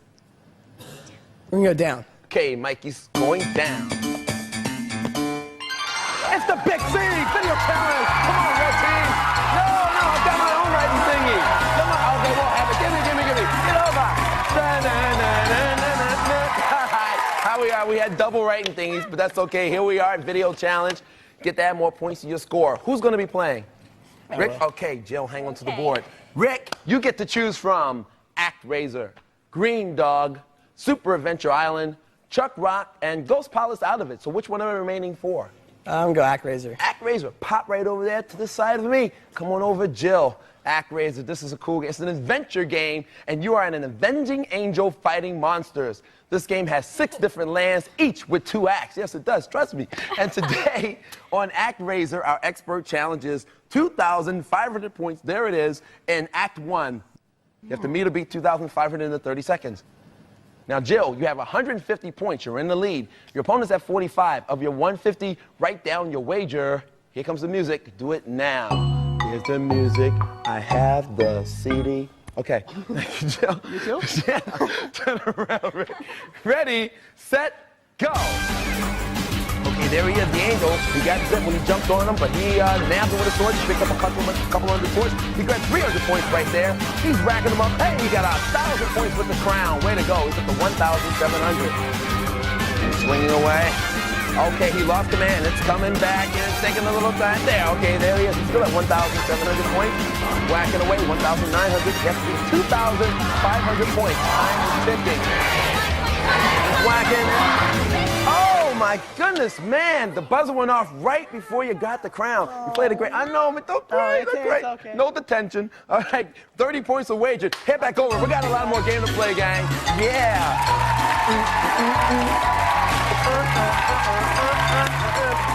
Okay, we take the 30 points away from your score, but you're still in the lead. You have 120, but yellow team now has control of Mikey. Move him, please.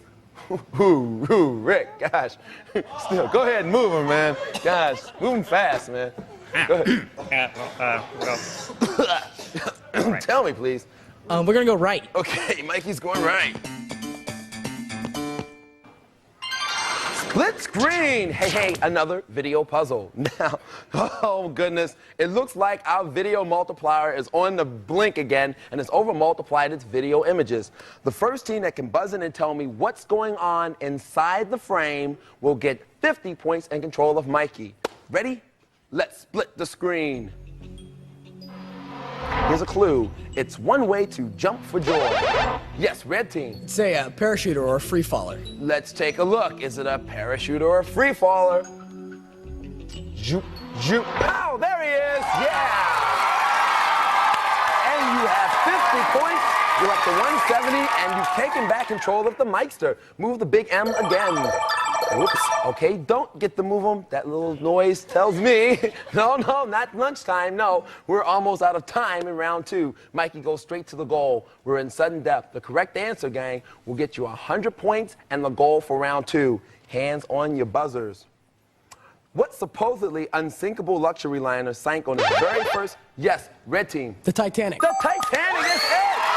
Red team got the 100 points and the goal for round 2. Let's take a look and see where everything was in this round. Boom! There are some things all over the place, but it doesn't matter right now because at 270, red team, you are going in the video zone. Okay, listen, yellow team, Mike, Nick, it's a pleasure having you here. Well, I don't know if Rick can buy you, get some air freshener. But listen, we're going to give you $500 to donate to your charity, so everybody comes out just about a winner. Yeah! Tell them what other neat stuff they want. Poosh-lings. Nothing else is so cute and feels so cool. And only Poosh-lings have such wild moves. Grab them before they're gone. Poosh-lings, your wild little friends. And BK.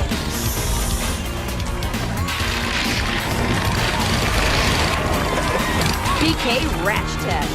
Strap on the noise. We all had fun, but right now, it's these two going through that door versus battle with Mongo. Come back and see what happens. Did the learning pay off? We will find out. Is Mongo tougher? Hey, hang on Nick Arcade. Yeah.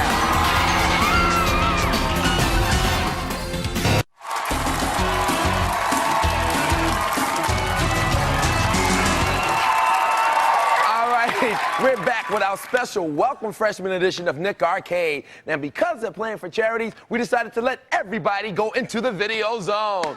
Now, you have 1 minute to get through all 3 levels. After the first 2, if there's any time left, 2 of you will battle Mongo in the wizard level. Now, for each item you pick up, you'll get $50. And if you beat Mongo, then each team will get $500 additional to donate to their charities. Now, here is your challenge. The first team has to collect 3 bunches of bananas sitting high in the jungle trees. Toucans, snakes, piranhas, and coconut-throwing monkeys will take your power.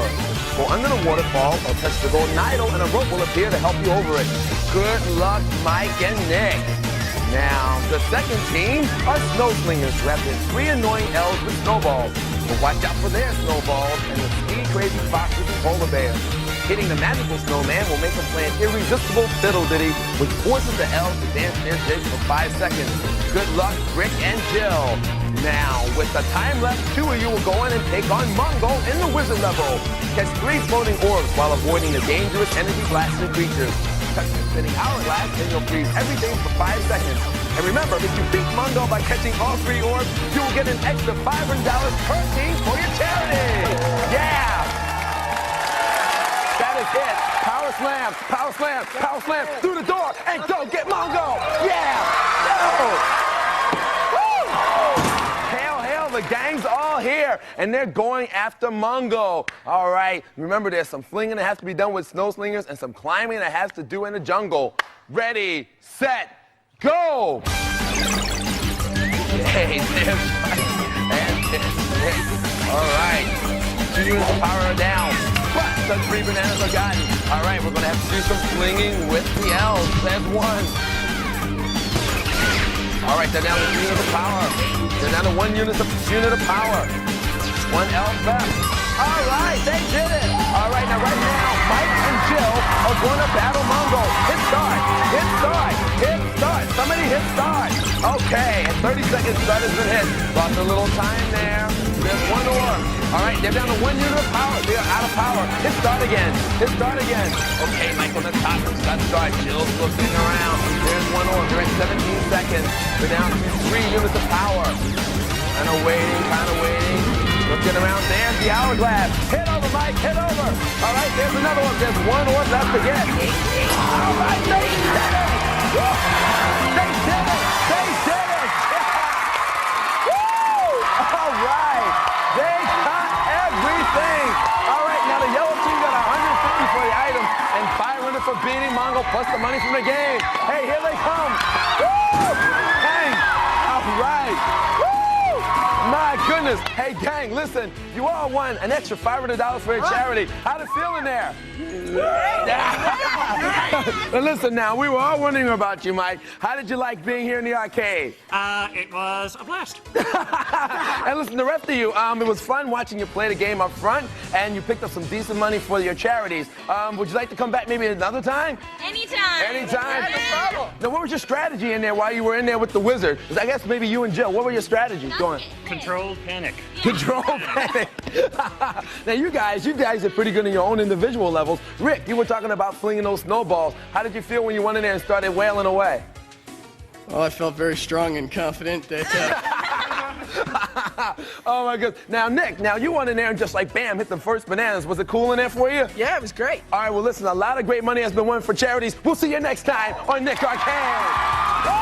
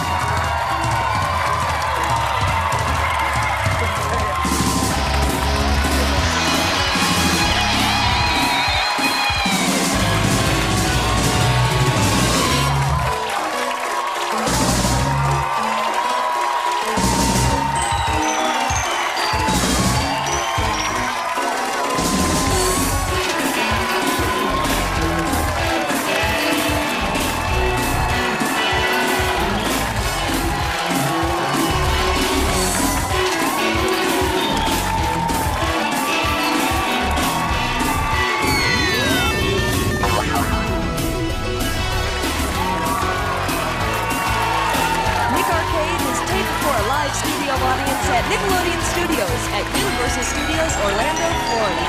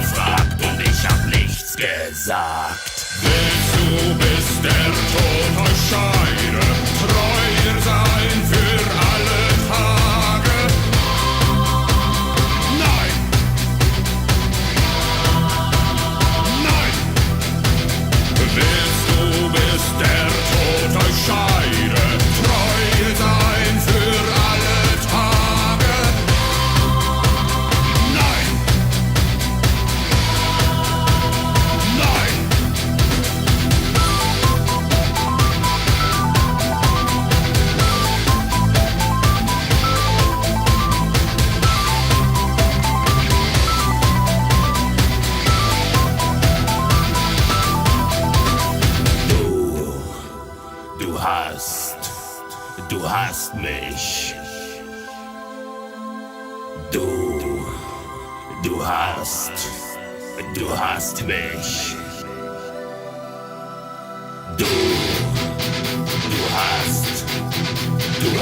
mich. Du hast mich. Du hast mich gefragt. Du hast mich gefragt.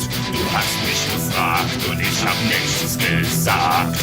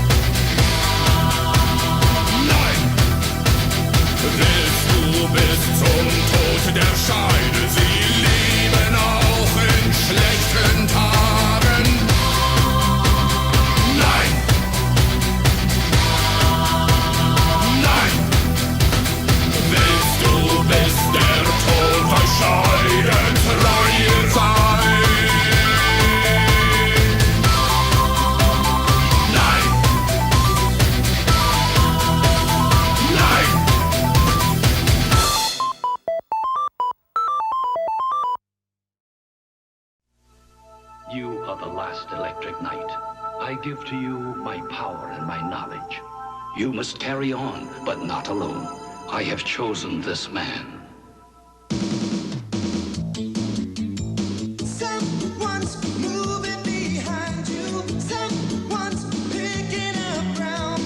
I've been chasing your heart around. Now you're finally let down. You and I, we're on to something better. Piecing it together, side by side. We're making the climb. It's gonna take time. So if we just trust tomorrow, you know we can't go wrong. Oh, you know the road will lead us right where we belong. Voiture 61, m'entendez-vous? Ici 61. Rizzo, where are you? The captain's finished his second cup. Well, tell him to have another one on me. I got a 14-12 in progress here. 14-12, what's that? I'm taking my kid to school. Well, get in here as quick as you can. I'll hold off the captain somehow. You owe me another one. Oh, Ernie, have a nice day. Mr. Rizzo, I think she likes you. She's not my type. She's not anybody's type. Listen, about Friday night. If it's too much trouble for you to make the open house at school, it's okay. Look, I'm working on it, all right? I want to do the right thing. You know, I'll get Krawcheck to swap shifts with me. Turboville can go to court on that rooftop flasher case. And then all I need to do is get Captain Blanks to talk Wheeler into giving back the vacation time I swapped with him when his uncle got sick. Don't worry about it. I'll take care of it. When Grandfather put us together, he said it wouldn't be easy for you to be both a policeman and a father. Well, what are you talking about? We're doing all right, right? I mean, take a look around. We're leading a perfectly normal life, huh? Look around you. What are we doing? I'm driving you to school, just like 10 million other dads, normal dads are doing all across the country. Exactly the same, right? Yeah.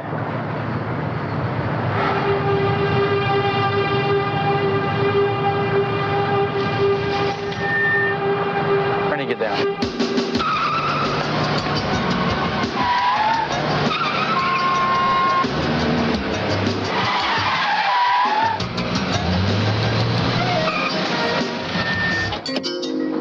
Please, freeze!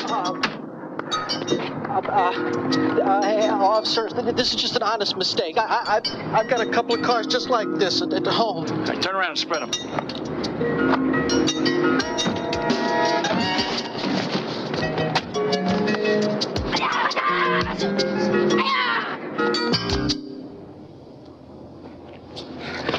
Your partner's a child? Yeah, I'm making him late for school. Let's go.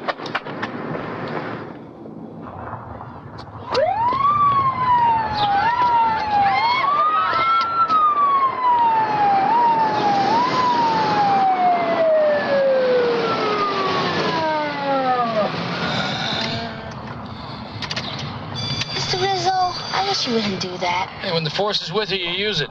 Besides, the roadkill in the bag makes it official business. Hi, Ernie. Oh, good morning, Miss Harper. Oh, that's Mr. Rizzo. So good to meet you at last. Yeah, well, it's a pleasure meeting you, ma'am.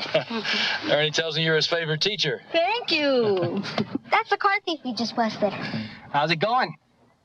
Put a sock in it. Oh, Miss Harper, Mr. Rizzo will be coming to the open house. Oh, that's wonderful. We feel it's very important that the parents get to know the teachers. And the other parents, too, of course. Yes, well, I'm really looking forward to it. I see here you've agreed to bake a chocolate cake. I have. I have. Yeah. I'm just thrilled that someone as busy as yourself would take the time to bake a cake. Yes, well, life is full of little surprises. Well, I know we're all looking forward to it. Nice to have met you, Mr. Rizzo. My pleasure. What are you grinning at? Counselor, Detective Turberville was closer to the suspect than I was. I don't know why you need my testimony, too. He's going to say the same thing I would. Juries don't like too many cops. Besides, we all look alike anyway. Thank you. Thank you. I knew you'd see it my way. Yeah. I really appreciate it. Yeah. My regards to your wife. I need a 4-letter word for fish knife. I got P... You got Phil Krawcheck's home number? He owes me a shift change. It'll never work, Rizzo. You can't get 3 guys to change your life at the last minute. It's important to me, Mooney. I know it's important for you to stand around drinking Kool-Aid with a bunch of teachers and parents. It's important for Phil Krawcheck to walk around a golf course wearing funny, flammable clothing. Besides, it's that important. Why didn't you take care of this 2 weeks ago? Excuse me. Rizzo. Phil, I was just going to call you. About the shift change. You get my message? Great. Thank you, Phil. I know I can count on you. I owe you one. Yeah. Thanks a lot. Bye-bye. 2 down, 1 to go. Should have started this a week ago. Now all I need is Wheeler. Left town yesterday. What, you can't do this? Hey, what do you want from me? You asked me to call? I called. His wife said there's no way to contact him at that campground. Said that's what he likes about it. Next time you want something like this, make a little noise sooner. Maybe we can work it out. Well, Captain, I promised my kid. This is a big stakeout. The downtown suits are all over me on this one. You've got to take it. I like Ernie, but I got nobody else. Me neither.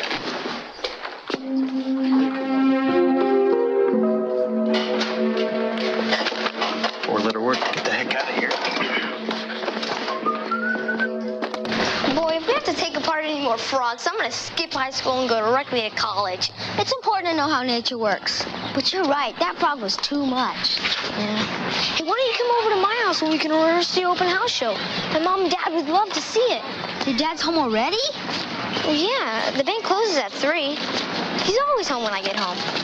I guess Mr. Rizzo gets home a little later, huh? Yeah, he gets home at different times. I'll call him and let him know. I'm sure he won't mind if I'm not out real late. Oh, gee, I have to tell my parents where I am every second or they call the cops. Yeah, Mr. Rizzo is the cops. Rizzo. Rizzo? Ernie, I'm glad you called. I'd like to go to Travis's parents tonight. Yeah, sure. Have a good time. In fact, I may not be home tonight, so maybe Travis's folks will invite you to dinner if you play your cards right, you know what I mean? Look, Ernie, about tomorrow night, well, it's a pretty important stakeout, and, well, it's my job, you know. I really tried. Look, I got to call into Miss Blake. Yeah, maybe she can take you to the open house. I'm still trying to, you know, work on this thing. Okay, Miss Rizzo. See you later. So it's okay? Yeah, it's okay.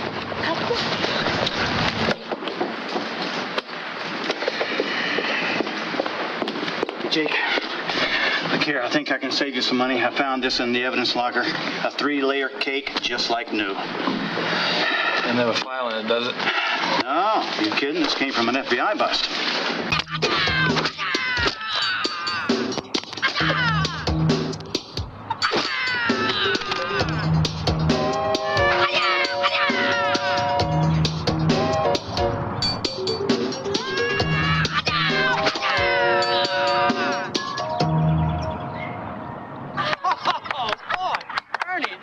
Terrific! I bet your father is going to be so proud of your demonstration at the open house tomorrow. Yeah, just just like I'm proud of Trav here. Did he tell you about our demonstration? We built a crystal radio set. Yes, sir. It's great. Hey, I'll take you down in the shop and I'll show you. Oh, my bolognese is done. I'm taking pasta. What dish is your family bringing? Oh, Mr. Rizzo's bringing a chocolate cake. Oh, how nice. Black Forest? Mousse? All round, I guess. Oh. Come on. Ernie, why don't you stay for dinner? You can get a sneak preview of the big dish. Thanks, Mrs. Hutton, but I have to get home. There's some things I have to do tonight. Ernie, you there? Listen, I hope you got a great meal over Travis's house. But just in case you didn't, there's some frozen lasagna. It's not bad, actually. Just slam it in the microwave for 10 minutes. Miss Blake hasn't called me back yet about the open house, but don't worry, she'll come through. Hey, champ, get some sleep.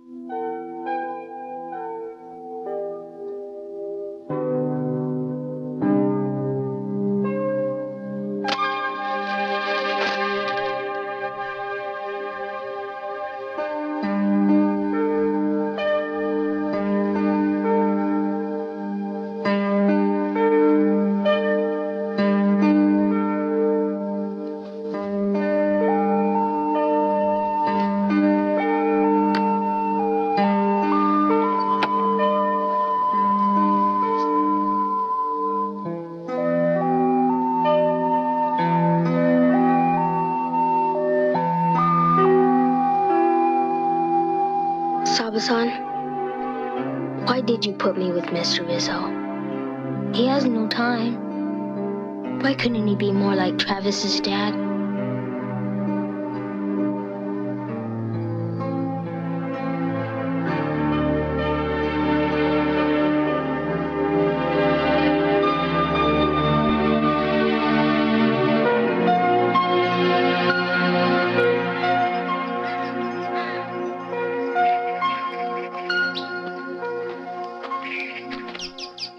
Someday you may question my choice.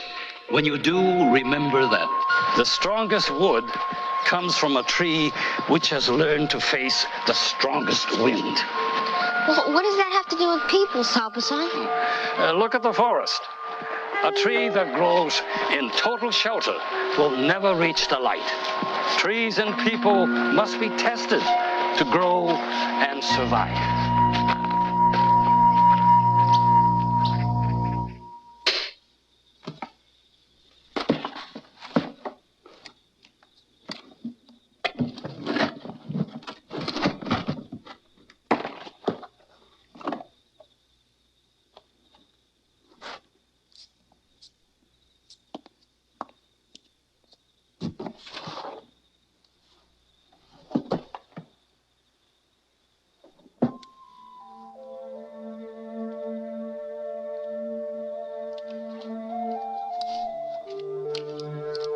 Dear Miss Harper, I'm really sorry I can't come to the open house.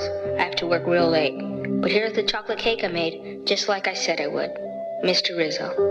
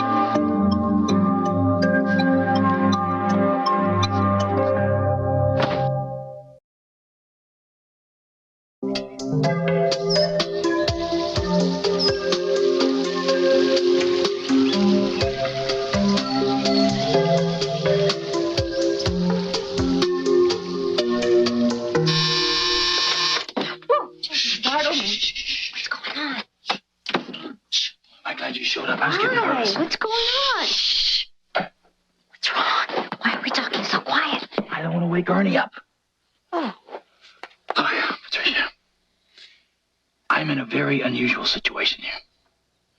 You're looking at a man in desperate need. In need of what? What I need is, you. I think maybe I better go now. When the fever breaks, give me a call. Oh, no, it's not about that. Sit down.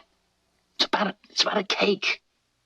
This is open house, and I promised to bake a cake. I didn't promise to bake the cake. Ernie promised to bake the cake. I don't know how to bake a cake. So a friend of mine gave me a cake, and I brought it home, and Ernie had already baked the cake, but his wasn't any good, so I threw mine away.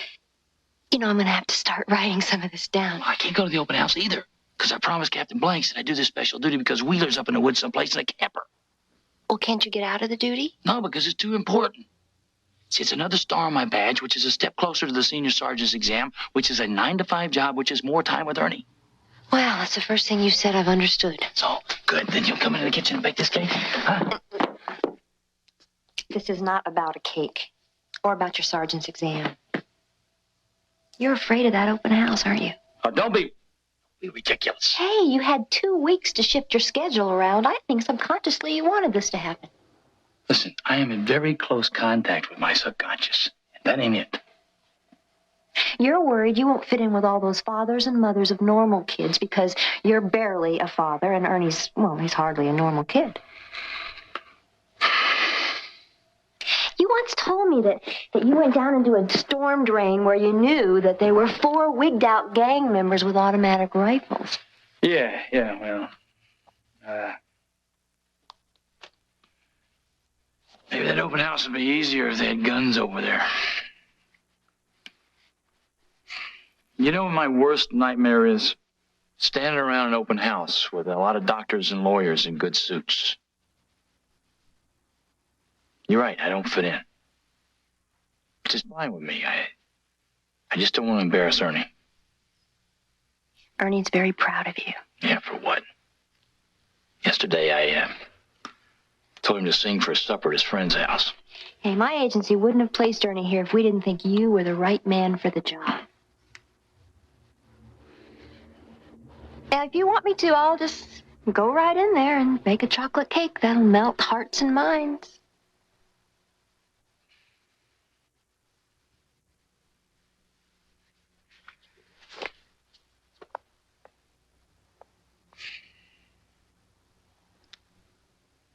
No, I'll do it.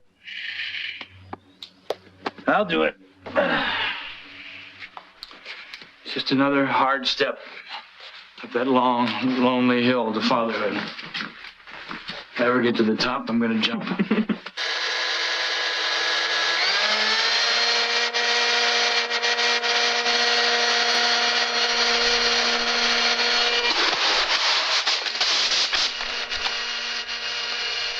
Captain, I'm here to talk to you about Mr. Rizzo. I know he's trying to get out of an important job so he can come to my open house. Ernie, there's nothing I can do about it. We really tried, honest. Oh, no, Captain. I don't want you to let Mr. Rizzo out of his job. He thinks it's the right thing to do, but his job is much more important than my night. Well, thanks for understanding. My kid wouldn't. Well, the reason I'm here is I think Mr. Rizzo might do something, Dumb. unwise.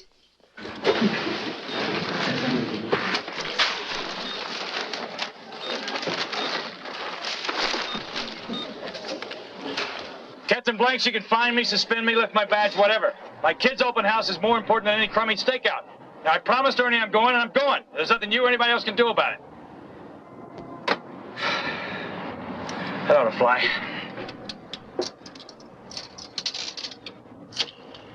You see, Ernie, we have to, Yeah? Captain Blanks, you can fine me, suspend me, lift my badge, whatever. My kid's open house is more important than any crummy stakeout. Here. I think you guys ought to get together on this.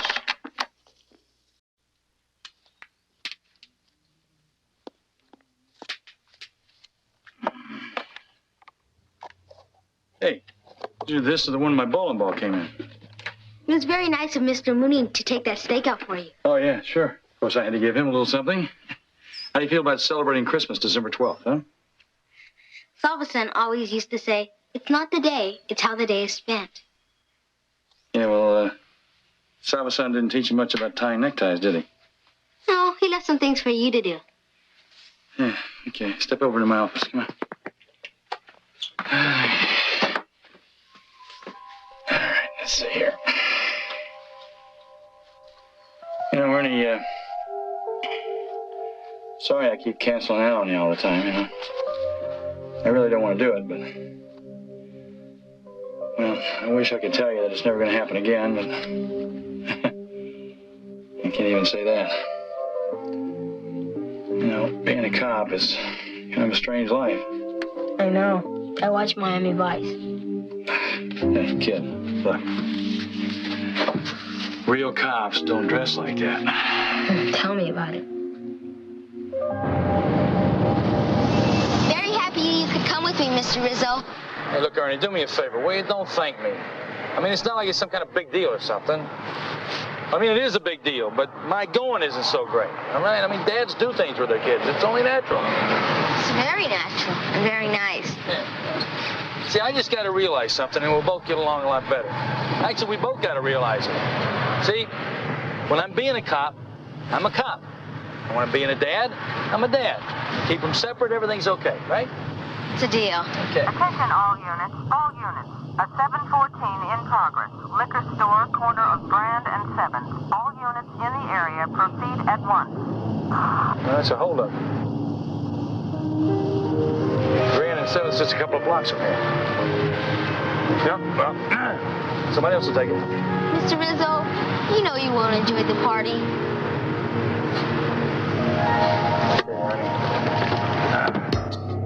You stay down and you stay in the car, you understand?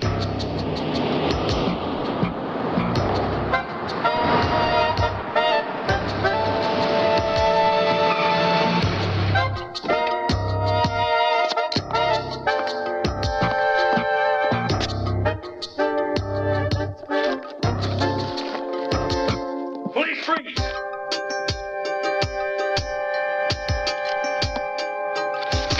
All right, take your weapons, nice and easy.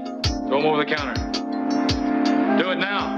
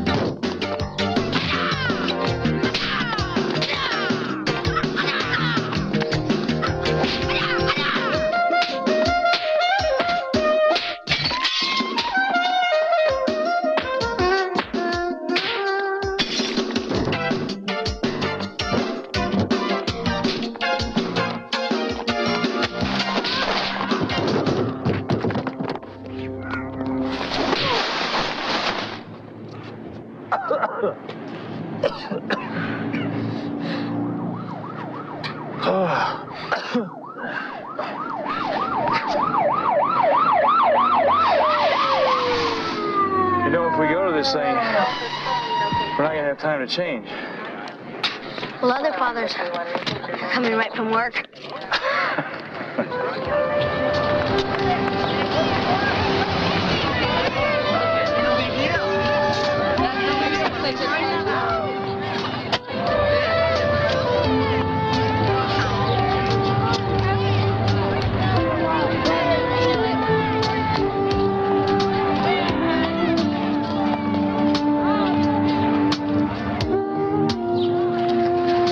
He's with me. So we win anyways, with the broken cake and Mr. Rizzo all messed up. You must have caused quite a stir. Everyone had fun, though, even Miss Harper. She said she'd never seen a cake that you could eat with a straw. Yeah, it has a certain consistency. Well, it's good to see you two so happy. Yeah, well, we made a deal, you know. When I'm a cop, I'm a cop. When I'm a dad, I'm a dad. That way everything works out great. Want to go swimming? When I'm dozing, I'm dozing. How about you, Miss Blake? Sure, come on. Hello? It's Captain Blank. When I'm swimming, I'm swimming.